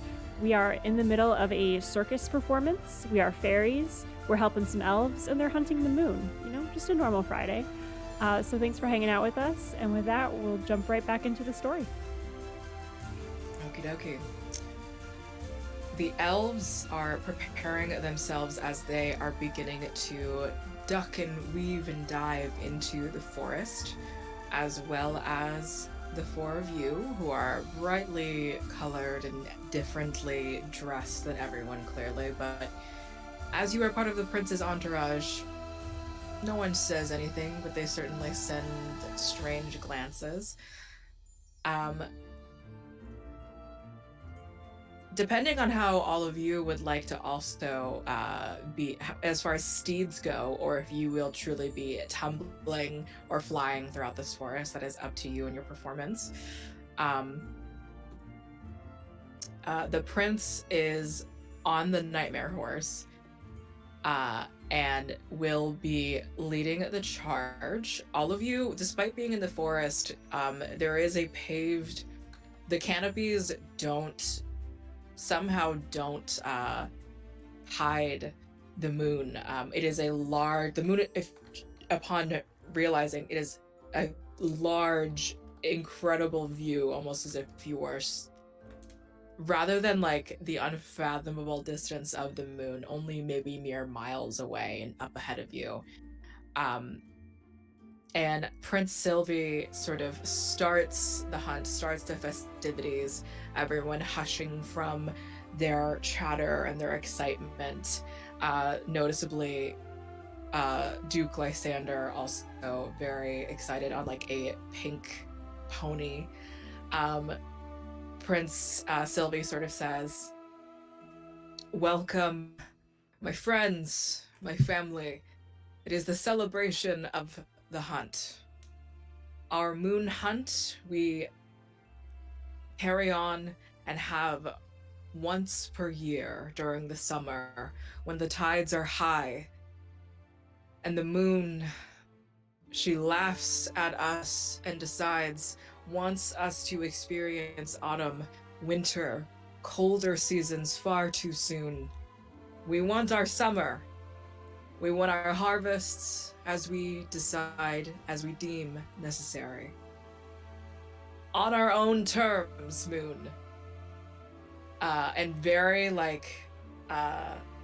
perhaps to all of you, scandalously, just like valiantly, and in a foolhardy way, truly, to challenge the moon this way. Apparently this is an annual thing, and who knows what has happened to some of the people, because presumably with quarry, maybe people get hurt, maybe there are certain threats other than the quarry itself, but this is one quarry, one that presumably can be reached with these longbows. But that's elf stuff. This is a circus show. We will be starting with the fishwife. Please tell us, what will your performance be doing?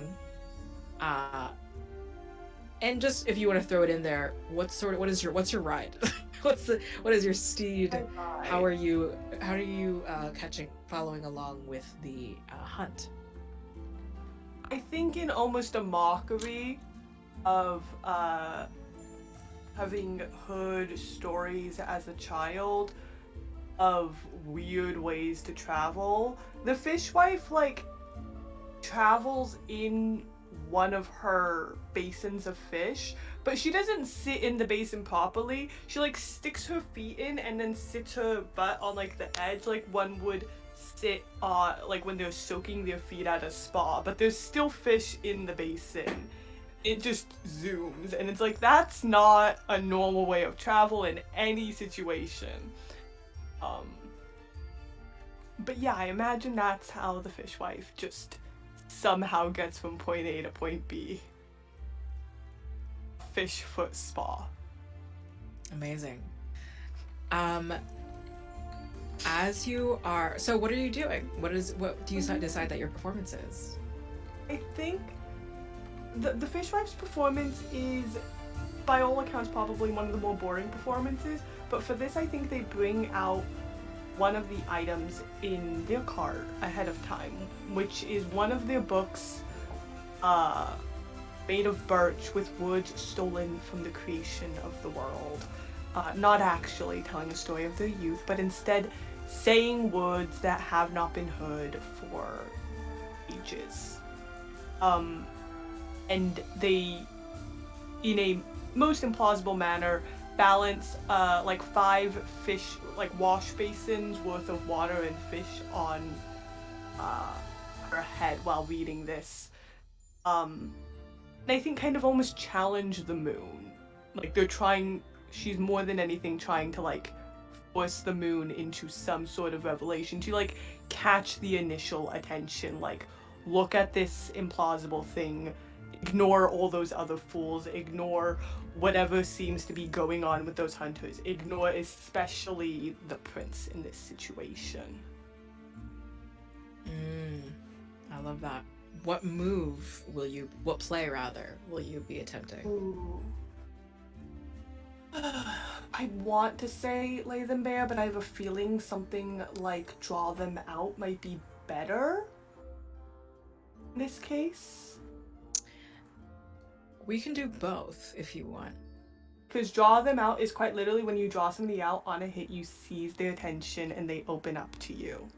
Yeah. And the moon could speak to you if you would like. Sure, and more than anything else, I'm trying to just grab the moon's initial attention so we can then distract. Yeah, although. Sounds good.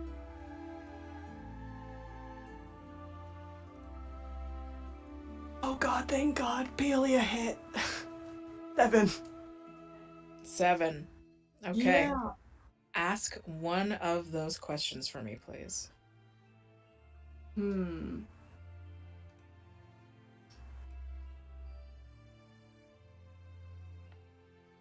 Where are you open to me? Where are you vulnerable? And where are you guarded? I love that question because it's 3 questions. Yeah. Yeah. So Give me answers. You cheated. You got it. Well, you didn't cheat, but where are you open to me? I think as you say these words, something that perhaps this moon she has not heard in many millennia or expected any fairy or mortal, not calling you mortal, suddenly there seem to be almost what looks like rope descending from the sky, from the moon, almost seemingly like streamers, like ribbon coming down from the moon itself. At first, maybe it could be snow, maybe it could be hail or something of the sort, but then tiny, from long distances away from you, what seems small, maybe small stars, begins to elongate and become bigger strips of something as they come down, and the ribbons, whatever they are, begin to suddenly grow into hands.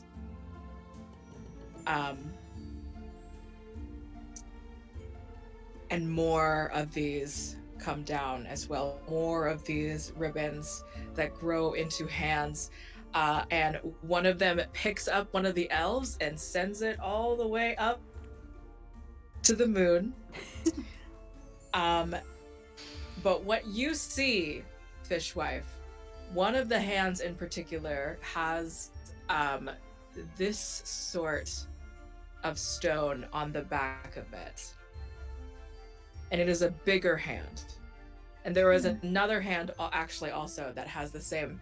There are two larger hands that have this kind of selenite, this little iridescent stone on the back.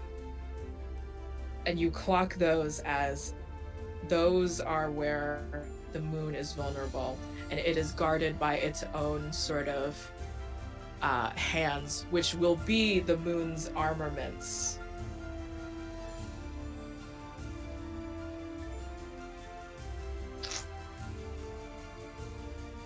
Oh god, I'm so tempted to do something.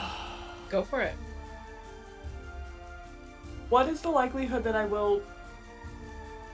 No, the reason this is a dumb move, but it theoretically could work, is if those are the hands of the moon, I have a golden thimble that can change people's forms into other things, and that would possibly end this a little bit too quickly. No. What are you thinking? So I have a golden thimble that says when you wrap someone sharply with it, you can transform them into something else. Okay.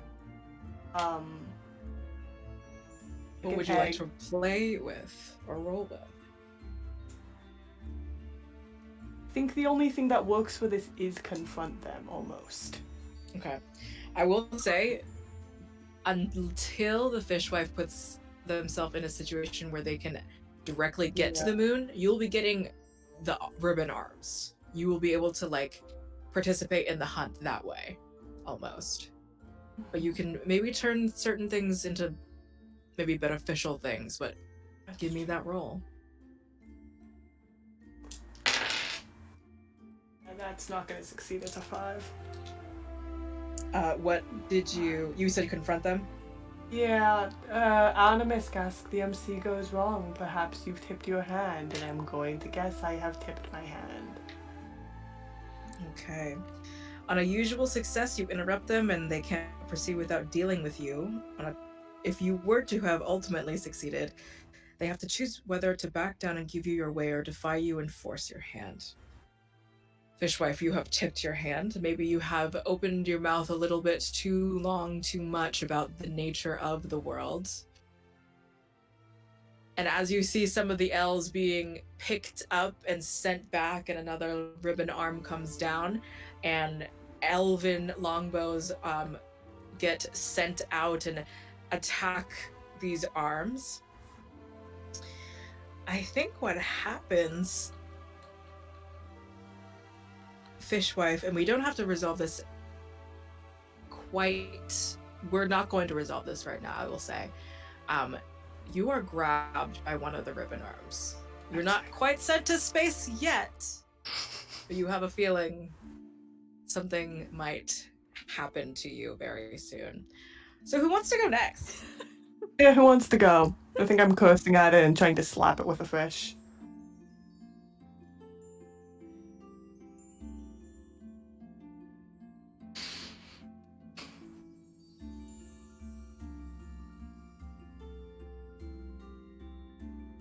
I can go and fully not address the fishwife's dilemma. No, I think it's possible that all of you are in different stages of travel. Yeah, unless you decide to roll for it specifically, it'll be at a disadvantage, I will say. Okay. Yeah, so I think Sanguinaria doesn't call for any sort of horse because there's only one horse that he wants to ride.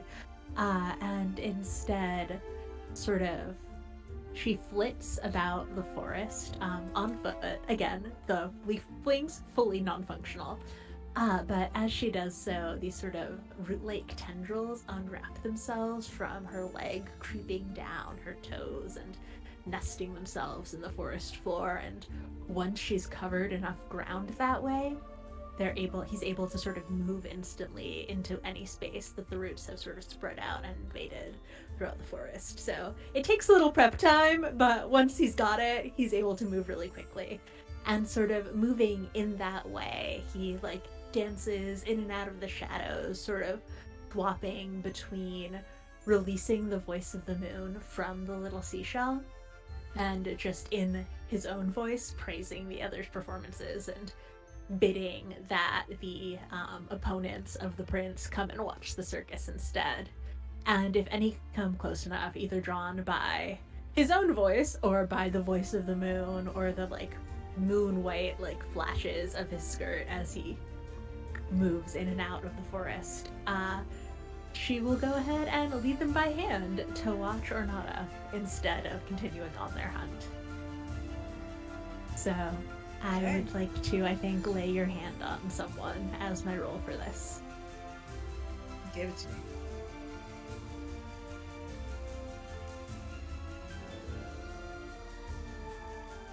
That's an 11. Incredible. So I will pick. They forget what they were thinking about before, and they will go where you lead. So I think that I'm able to get like at least a few of the oppositional hunters to completely forget, like, moon? What moon? Let me look at this. Are those flowers? No, they're cobwebs. What is this tumbling? Oh, such beautiful fingernails. Oh, incredible.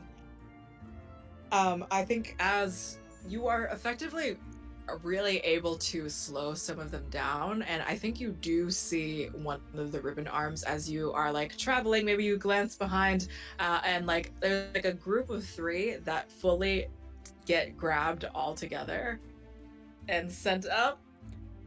And I think Prince Sylvie just kind of looks at maybe has maybe eyes on some of you, but looks at you, Sanguinari, and it's just like,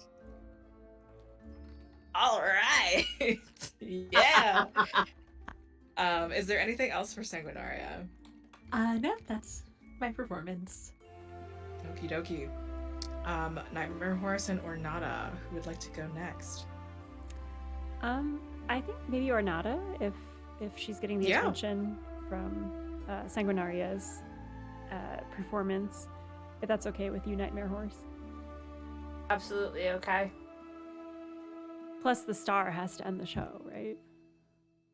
I was actually thinking, I was like, I feel like the Nightmare Horse would want to go last to be the flare.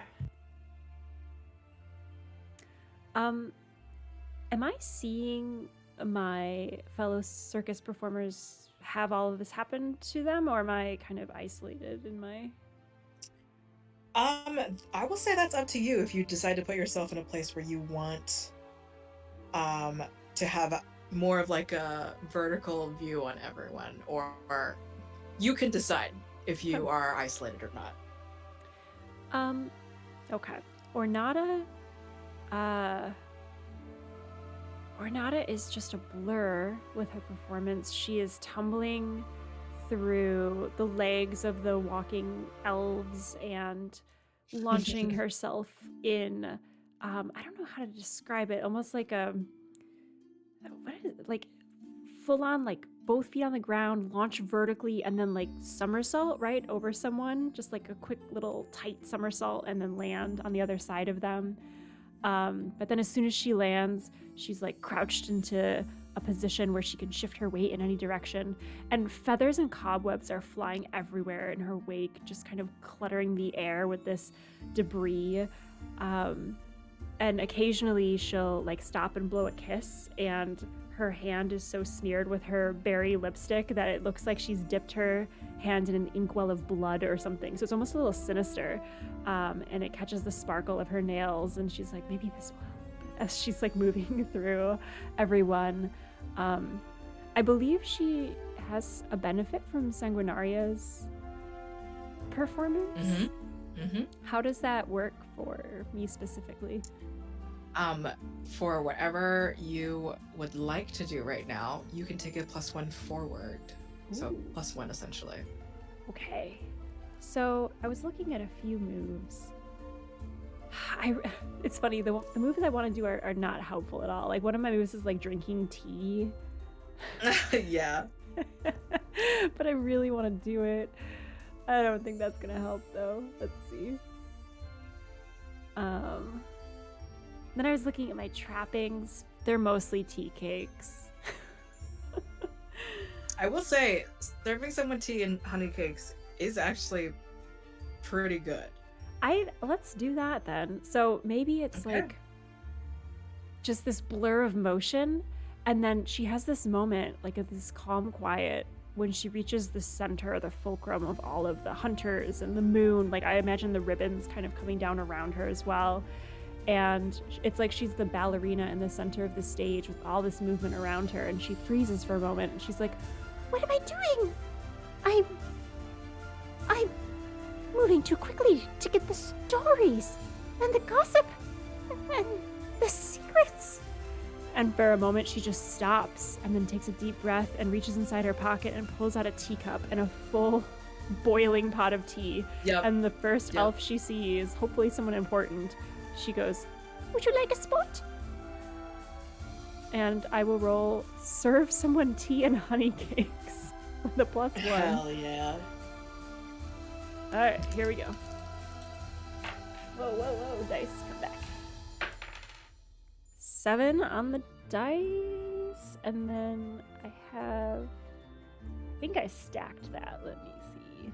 You have a +2. Yes, so 9, and then a +1 is 10. Oh, got all the way up to a absolute hit. Okay, so when you serve someone tea and honey cakes, your magic can help them change their fate. On any hit, they may, as they wish, become invisible until the next setting of the spear's sun or moon. On a 10+ hit, choose one of the following that they may, if they wish, also receive. So what would you like to provide? Okay, it comes to, do I actually want to help or not? Yeah, because you could give this has become someone becoming invisible. So I wonder if this is potentially to the prince or any other hunter. Yeah. Oh boy, I think in this moment, they'll steel themselves up and take a look at Sanguinaria and Nightmare Horse, who's preparing, and look around for Fishwife. Just kind of curious. Okay, somewhere. And then to the prince or this warrior, offer a beautiful honey cake that's just dripping with honey and like fresh nuts on top, and say, please eat, and then like very intentionally show the fingernails as she hands it over. And I will give them, oh boy, insight into the weakness of their rival or enemy. Enjoy. Sorry, Moon. Okie dokie. And who are you giving this to again? I don't know. Oh my God. Whoever I paused near, and hopefully it's someone important, but that's totally your call. Elven person. Yeah, to get your ultimate reward, Prince Sylvie will gladly take that tea and honey cakes and is just completely unfazed, like, oh, thank you so much. Galvanized and motivated and given don't take food from a fairy, folks, but taking upon and like having this throughout what should be like an active hunt. I think this is also the moment where Prince Sylvie has gotten the information of which hands have these stones. And I think with like each bite and like each sip of tea that helps bring the honey cakes down and the stickiness of it all, realizes that those stones on those hands that seem to be bigger and coming, although they are, whenever they grab someone, they seem more powerful, but the come up is slower just because perhaps of the size. Those will need to be removed from those hands, both of them, and then perhaps Duke Lysander will have eyes upon me. So you actually, we'll see Prince Duke Lysander make their, ooh. Oh, we lost Theta. Oh, There we they're go. back. You're back. You're just muted. I was gonna say, I don't know what happened. It just randomly did that. It's No all good. worries.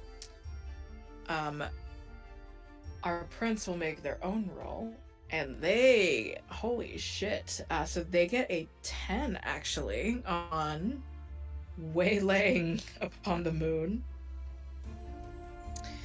Let me see if that is what it is. Yes, waylay someone. And let's see, the Prince Sylvie will strike them violently, wounding and dismaying them, and seize bodily hold of one of the arms, and after taking his shot, the arm seemingly falters or something along those lines, as it seems to also be reaching for Prince Sylvie, and Prince Sylvie grabs it and begins with like a dagger to like excavate this stone off of this moon ribbon arm. And Nightmare Horse. Unless, sorry, Ornata, you have anything else that is part of your performance. I just want to say this is everything I wanted this game to be. Is like I serve someone tea and honey cake, and they just like have the most bomb action sequence, and I'm just standing there, of course, sipping the tea, and I'm like, "Don't forget to tell me your secrets later." And I'm just like gyrating with anticipation, and the tea is spilling all over the side of my cup. Incredible. And our last performance, the Nightmare Horse. So the Nightmare Horse, as all of this is going on, is getting all of its props ready while also kind of being in the middle of the hunt, because I guess the other elfin prince, like, you know, but the Nightmare Horse is clumsily trying to set up its bathing hair care station while also being a part of the hunt. And basically it's just this image of, you know, kind of like the people pleaser that wants to do too many things, but not in the way of they're helping everybody, in the way of like they are the most important person, so therefore they have to touch everything. And so you see like the Nightmare Horse trying to keep up with everything, but then like also trying to like toss its hair, and then also trying to like catch it in the mist because it's got a spray bottle of rice water in its mouth, and so it's like spraying, but then also trying to like make sure it's wafting into the right spaces in its hair, while also trying to head towards the moon and kind of help, and galloping so gracefully also at the same time, because just move like space water. Incredible. What would you like to roll and have that roll do? I feel like the roll, I kind of think it falls under change your form and seeming in a way, because like the horse is trying to change its form to be like the performer and the horse and the most important person in the room all at the same time. You have a fun -1 to this, so I would love to see that. I got an 11 minus 1, which is a 10. Oh, very lucky. Okay.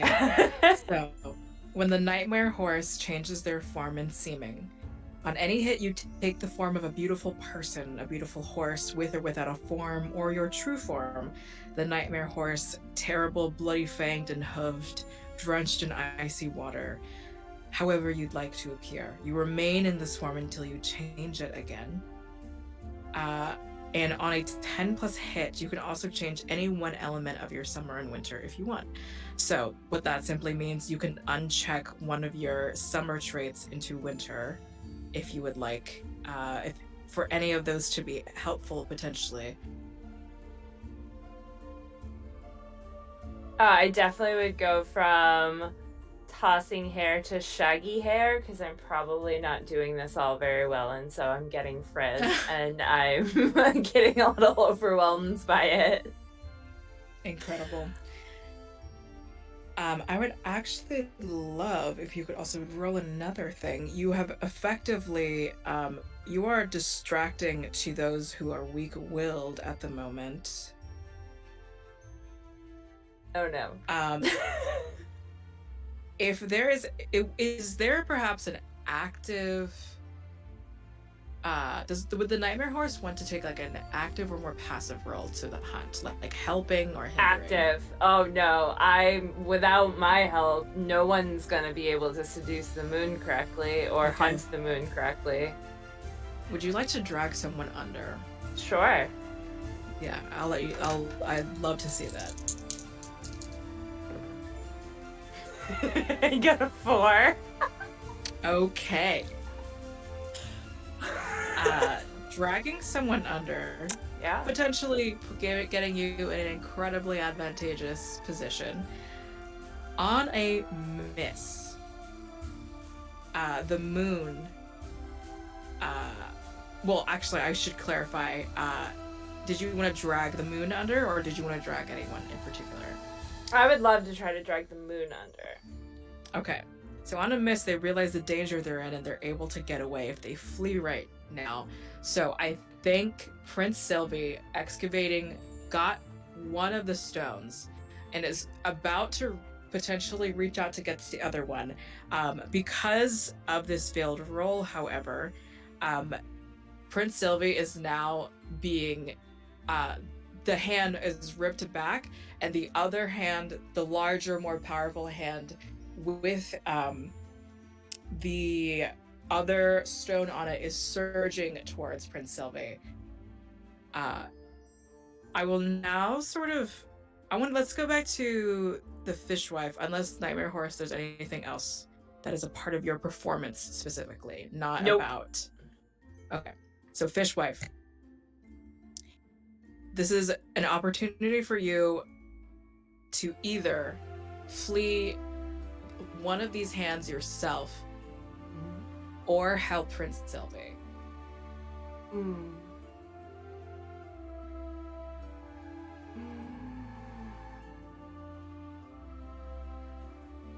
Oh god. I think the fishwife is almost more inclined to not help other people. And would probably be more like, how can I save myself in this moment? Was really sad because I realized sink into the mud could have worked earlier. But yeah, I think I'm going to try and escape to help myself more than anything else. Okay. Because yeah, I like my own safety above helping this prince who's offered me nothing except money, which is useless. Mm-hmm. Absolutely. Would you like to put someone off? Put the moon arm off? Yeah, I think I would. Like to put them off. Okay, dice. Roll well, otherwise I will be sad. Give me a second, I'm gonna mute. It was bad. Okay. It was a 5. It was a 5. Okay. I will let someone attempt to help the fishwife. So Ornata and specifically Ornata and Sanguinaria, as y'all are the most mobile. Sanguinaria, are you going for it? I'm looking at my moves and trying to see what I can do. Oh, that's smart. I just jump in without a plan, so I like what you're doing. Okay, I would like to attempt to twine danger around, basically stop from seeing the fishwife struggling, sort of. I stop from my distracting the other hunters, and I instead turn my attention to the ribbon arms, and I want to basically, try and stop the moon from what it's doing. All right, give it to me. Ooh, okay, that is a And it's a 10 on the dice, so unless I have negatives there. Okay, that's an 11. I was like, wait, it's very possible that I have negatives. But Beautiful. Okay. Give me those two. okay. When you twine danger around, I will arrest the danger here with you. It can't get past you. And I will also suffer no injury or misfortune from the danger myself. Very wise. So in what way are you able to stop the arms from further taking the fishwife up into space? I think that as I sort of dance around and try and bait some of the other arms, and it almost becomes like an entangling of ribbons as they're coming for me and around the fishwife, and it just like gets kind of stuck. So they were like, yeah. Amazing. Fishwife, you are free. Thank God I don't like being trapped. Yeah, I think the fishwife will kind of just tumble down roughly and brush themselves off as they stand up and I think look at Sanguinari and be like, thank you a lot. That's it. Cool. That's it. One immediate danger effectively maneuvered, I will say. Ornata and Nightmare Horse, Nightmare Horse. The prince is in danger. Would either of you like to do anything about it? The hilarious thing is, you don't have to also. I know, that's the benefit of being a fairy, right? We're just kind of like, I mean, I think we should save him because I want to ask, I want to steal his name, but that's also not a good reason to save somebody, it turns out. I think, I mean, Ornata hasn't even like learned anything about these two other than their love story. And if we know one thing about Ornata, it's that she loves a good matchmaking scenario. So I feel like that alone would motivate her. I don't know how helpful she's gonna be though. I'm thinking maybe weather the storm as a move here. Go for it. All right. When you weather the storm, whatever danger, disaster, or developing catastrophe, that is 8 on my dice and on my sheet. It is something. 9. Excellent. So partial success on any hit.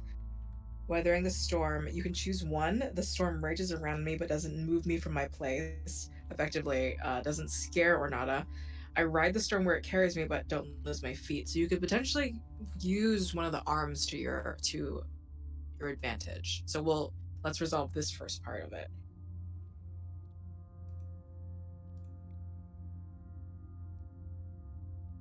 Yeah, I think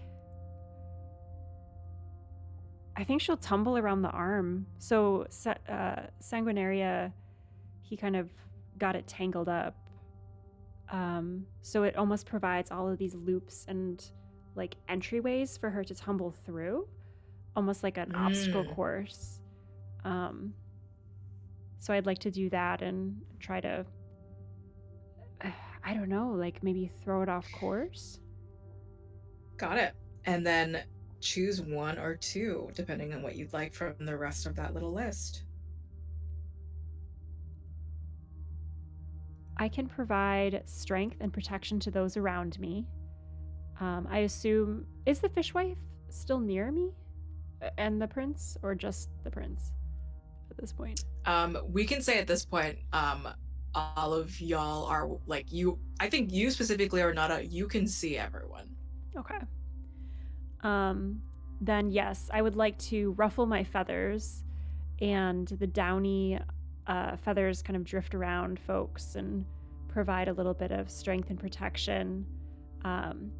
It glitters, much like the stars on my nails, little glints and like flecks of gold dust within all of the feathers. And I'm strong enough physically. Like all of a sudden, I just Bane or Hulk up, and my muscles ripple. I'm a bird. I instead of ruffling my feathers and puffing that up, my like physical form just and I just kind of like get stacked all of a sudden and just squawk like out of her mouth, just and like all of her tea. She drops her teacup on the ground and the tea spills in a little circle around her in the shape of the moon. Yeah. I think through your maneuvering, you're managing to like get some of these arms to tie themselves together. And like you're quick and you're shifty and you're maneuvering, and just as the prince is potentially going to get grabbed, you squawk. And I think the other giant, the larger hand with the stone, the prince got another 10 on attempting to waylay. So I think because of the benefit that you're providing him, your squawk provides some sort of like vibration, we'll say. And with another like honestly panicked and all over the place sort of swinging of his own dagger, somehow with your help is able to also get his dagger into that vibrating stone and pops out the other stone from the other arm of the moon. And then as both of those large stones kind of fall to the ground, Prince Sylvie calls for everyone to halt, and all of the arms go back up into the moon. All at different times, these arms coming back into ribbons and then seemingly turning back into those little stars, and then the moon, as big as it was, begins to finally push back, and the tide, I think you see, or maybe you've been hearing throughout all of this commotion, the tide getting louder and pushing faster, and now there's a serene low tide going on now, and the beach is peaceful, and everyone cheers for the prince and his success. He climbs off of you, Nightmare Horse, picking up these two stones in his hands. He looks he asked for your aid, but asked for the aid of the fairies, was not expecting this to go as well as it did. People certainly died, or who knows where they are. And I think all four of you sort of see Prince Sylvie and Duke Lysander catch glances, maintain eye contact with each other. Prince Sylvie grasping these stones to his chest approaches the four of you. I know money doesn't mean anything to you, but I would love to reward all of you for your graces. What can I give you as we part?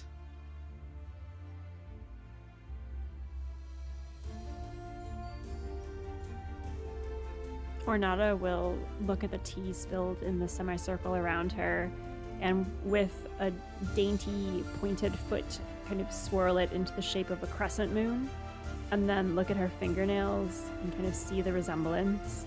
And she steeples her fingernails and leans forward and says, I would love to know what makes you love one another. The ultimate secret. and she looks between Sylvie and Duke Lysander. Duke Lysander will say is like farther away, so I think addressing this to Prince Sylvie, he kind of just goes, love? He's hot. You keep saying that. Like attractive, Is like that it? so sexy. Meaning of life? Hot? Hot? Immediately looks to Nightmare Horse. Is this right? And when we get married, our kids it will be the most attractive family. We'll be an incredible kingdom. Oh my.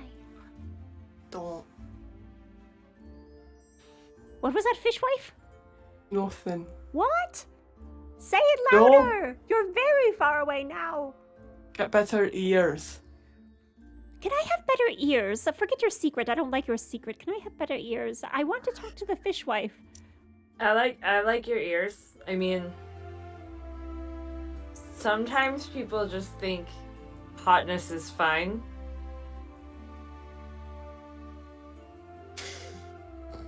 I don't know. It's enough for me.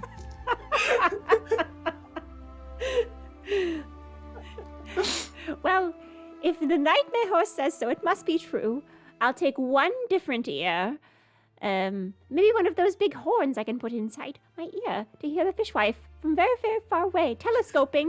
She makes me stand very, very far. Very far. Oh my. Yeah. So I think the prince will give you one like a beautiful ornate like horn, like a one for hunting, specifically his own. And then he just kind of like looks around, and he kind of picks up a disembodied elf ear. Here you go. I'm not sure how well this will help you hear well, but Perfect. She takes the ear, holds the horn to the other, kind of like affixes it to the side of her head, and then smiles at all of you and says, Oh, the better to hear secrets. Secrets. "Oh!" And she just begins to tremble again, and all of her cobwebs begin to shake off. anybody else? I think Anyone that's else? her thing. Yeah. Really quick though. Incredible. Yeah. Did anyone notice my nails? Anyone? Oh yeah. I think you said the star speckled. Mm-hmm.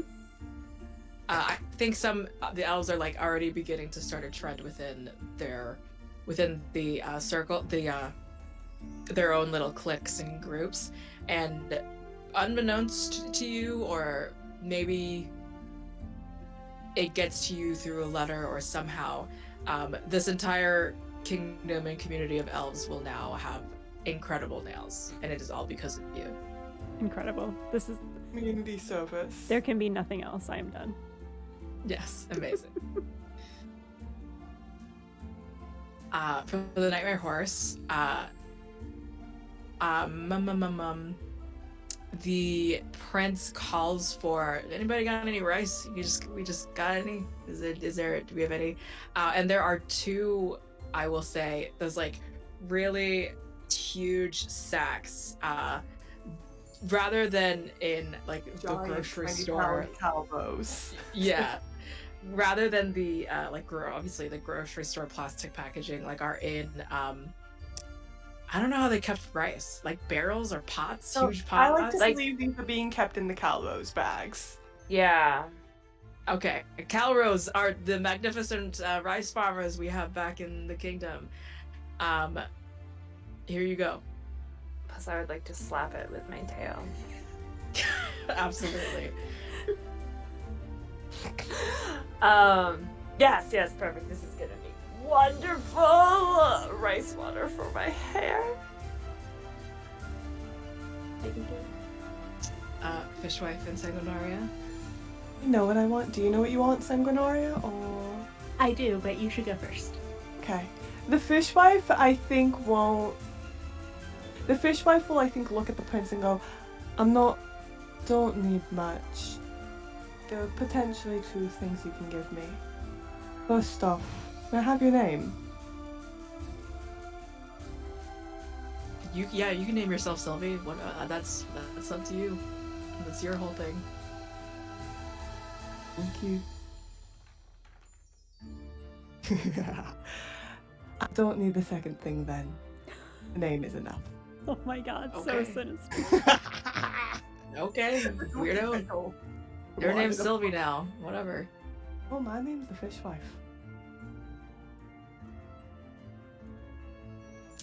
So you like the pivots absolutely to Sanguinaria. Sanguinaria had been prepared to ask for the first token of love given between the prince and his intended, but hearing his explanation of it's not so much love as I just think he's hot, she instead asks for the first memory that they have of seeing Lysander. I think you see this. I think this time a more satisfyingly wholesome sort of thing. I think the Prince Sylvie comes in. Comes into his own kingdom's dance hall. He's sitting at his throne next to the king and the queen.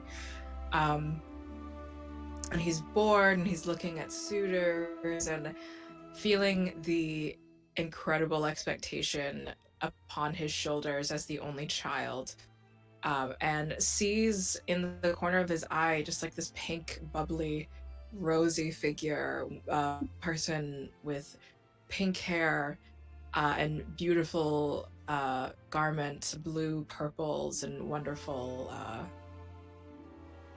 like jeweled colors, just dancing, leading a dance on their own, and has complete comfort and control in their own dancing and themselves. And the prince feels galvanized enough to go ask them for a dance, and it is perhaps the most fun that they've ever had. And that memory now belongs to Sanguinaria. Oh my god. And now truly this is truly now it's the most the reason they want to get married is the most shallow absolute thing.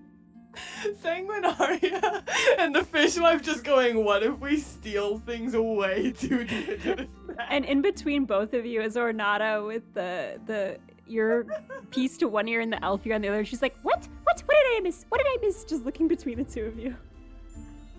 Oh, I have a beautiful secret for you later. Wonderful, wonderful. And as the celebration of the hunt comes to a close, I think that is where our sinister little fairies shall depart. We will end here. Once again, I don't know, should we just go into outros? Yeah. Well, first of all, thank you. That was super fun. Yeah. It was so fun. Yeah, that was Under Hollow Hills. I have been Josephine. I'm at Scary Dog Friend. I have been your mistress of ceremonies. You can find me over at Bad House RPG every probably once or twice a week at this point. Also, Nameless Domain, you may see coming around a lot of TTRPG nomination awards and things. Please consider throwing Nameless Domain Gudia one-shot, our Bluebeard's Bride one-shot over for perhaps best overlay and things. And yeah, that is me. We can go back down the line again, Alyssa.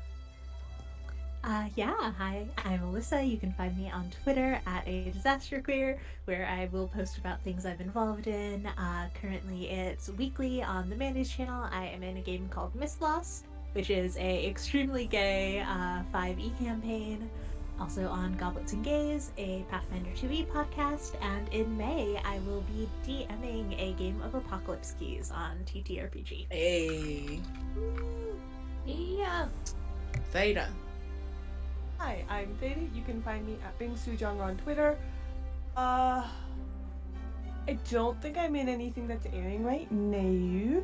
However, in the upcoming weeks to months or whatever, you will be able to find me on a channel that I'm not sure which channel quite yet, but it will be posted on my Twitter playing Star Trek Adventures. You'll also be able to find both me and Alyssa in Unwavering Force, which is a Star Wars podcast. You can check out our Twitter, which is just at Unwavering Pod. And I think there's a few other things, but I don't think much has been said about them, so I'll keep mum on that. Word. We'll get to Youngles, and then we'll get to Allison, actually. Hi, I'm Youngles. I played Nightmare Horse. I use they she pronouns, and I have lots of things kind of just up in limbo right now, kind of waiting to start. So if you want to kind of keep in touch, Twitter's the best place at Jen Kiki.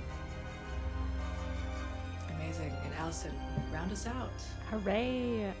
Thank you all so much for playing this game. Thank you, Josephine, for running it. I've been a huge fan of your stuff, so to have you run a game that I got to play in was amazing. So Of course. very, very fun. The system was great. So you can see it here under Hollow Hills. So if you enjoyed the stream, check that out. And last but certainly not least, we are raising money for Rain. So although all the incentives no longer matter unless you're like having a memory of how amazing this was and you want to like change the outcome in your memory palace, like, okay, that's fine. Otherwise, you can just donate to donate. So that's much appreciated. The Tiltify will be open and we will post about it as well. So if you enjoyed the show or you enjoyed these wonderful players, please, give $5 and make a difference with Rain. The link is in the chat, so you can check out all the work that they're doing. I think, hi, I run Insight Checked, the channel. This is First Fridays, so we have guest GMs, different systems. We play TTRPGs, a lot of chaos, a lot of fun, good vibes all around. And thank you all for hanging out. I do have one thing, Story Crafters. So it's a collaboration with Detect Magic. We pair TTRPGs and crafts like fine wine and cheese. And so we will be playing The Witch is Dead, and we'll be teaching you how to use polymer clay to make your little animal familiar. So if you want to be a part of that game, applications are open on my Twitter. I think that's everything. Oof.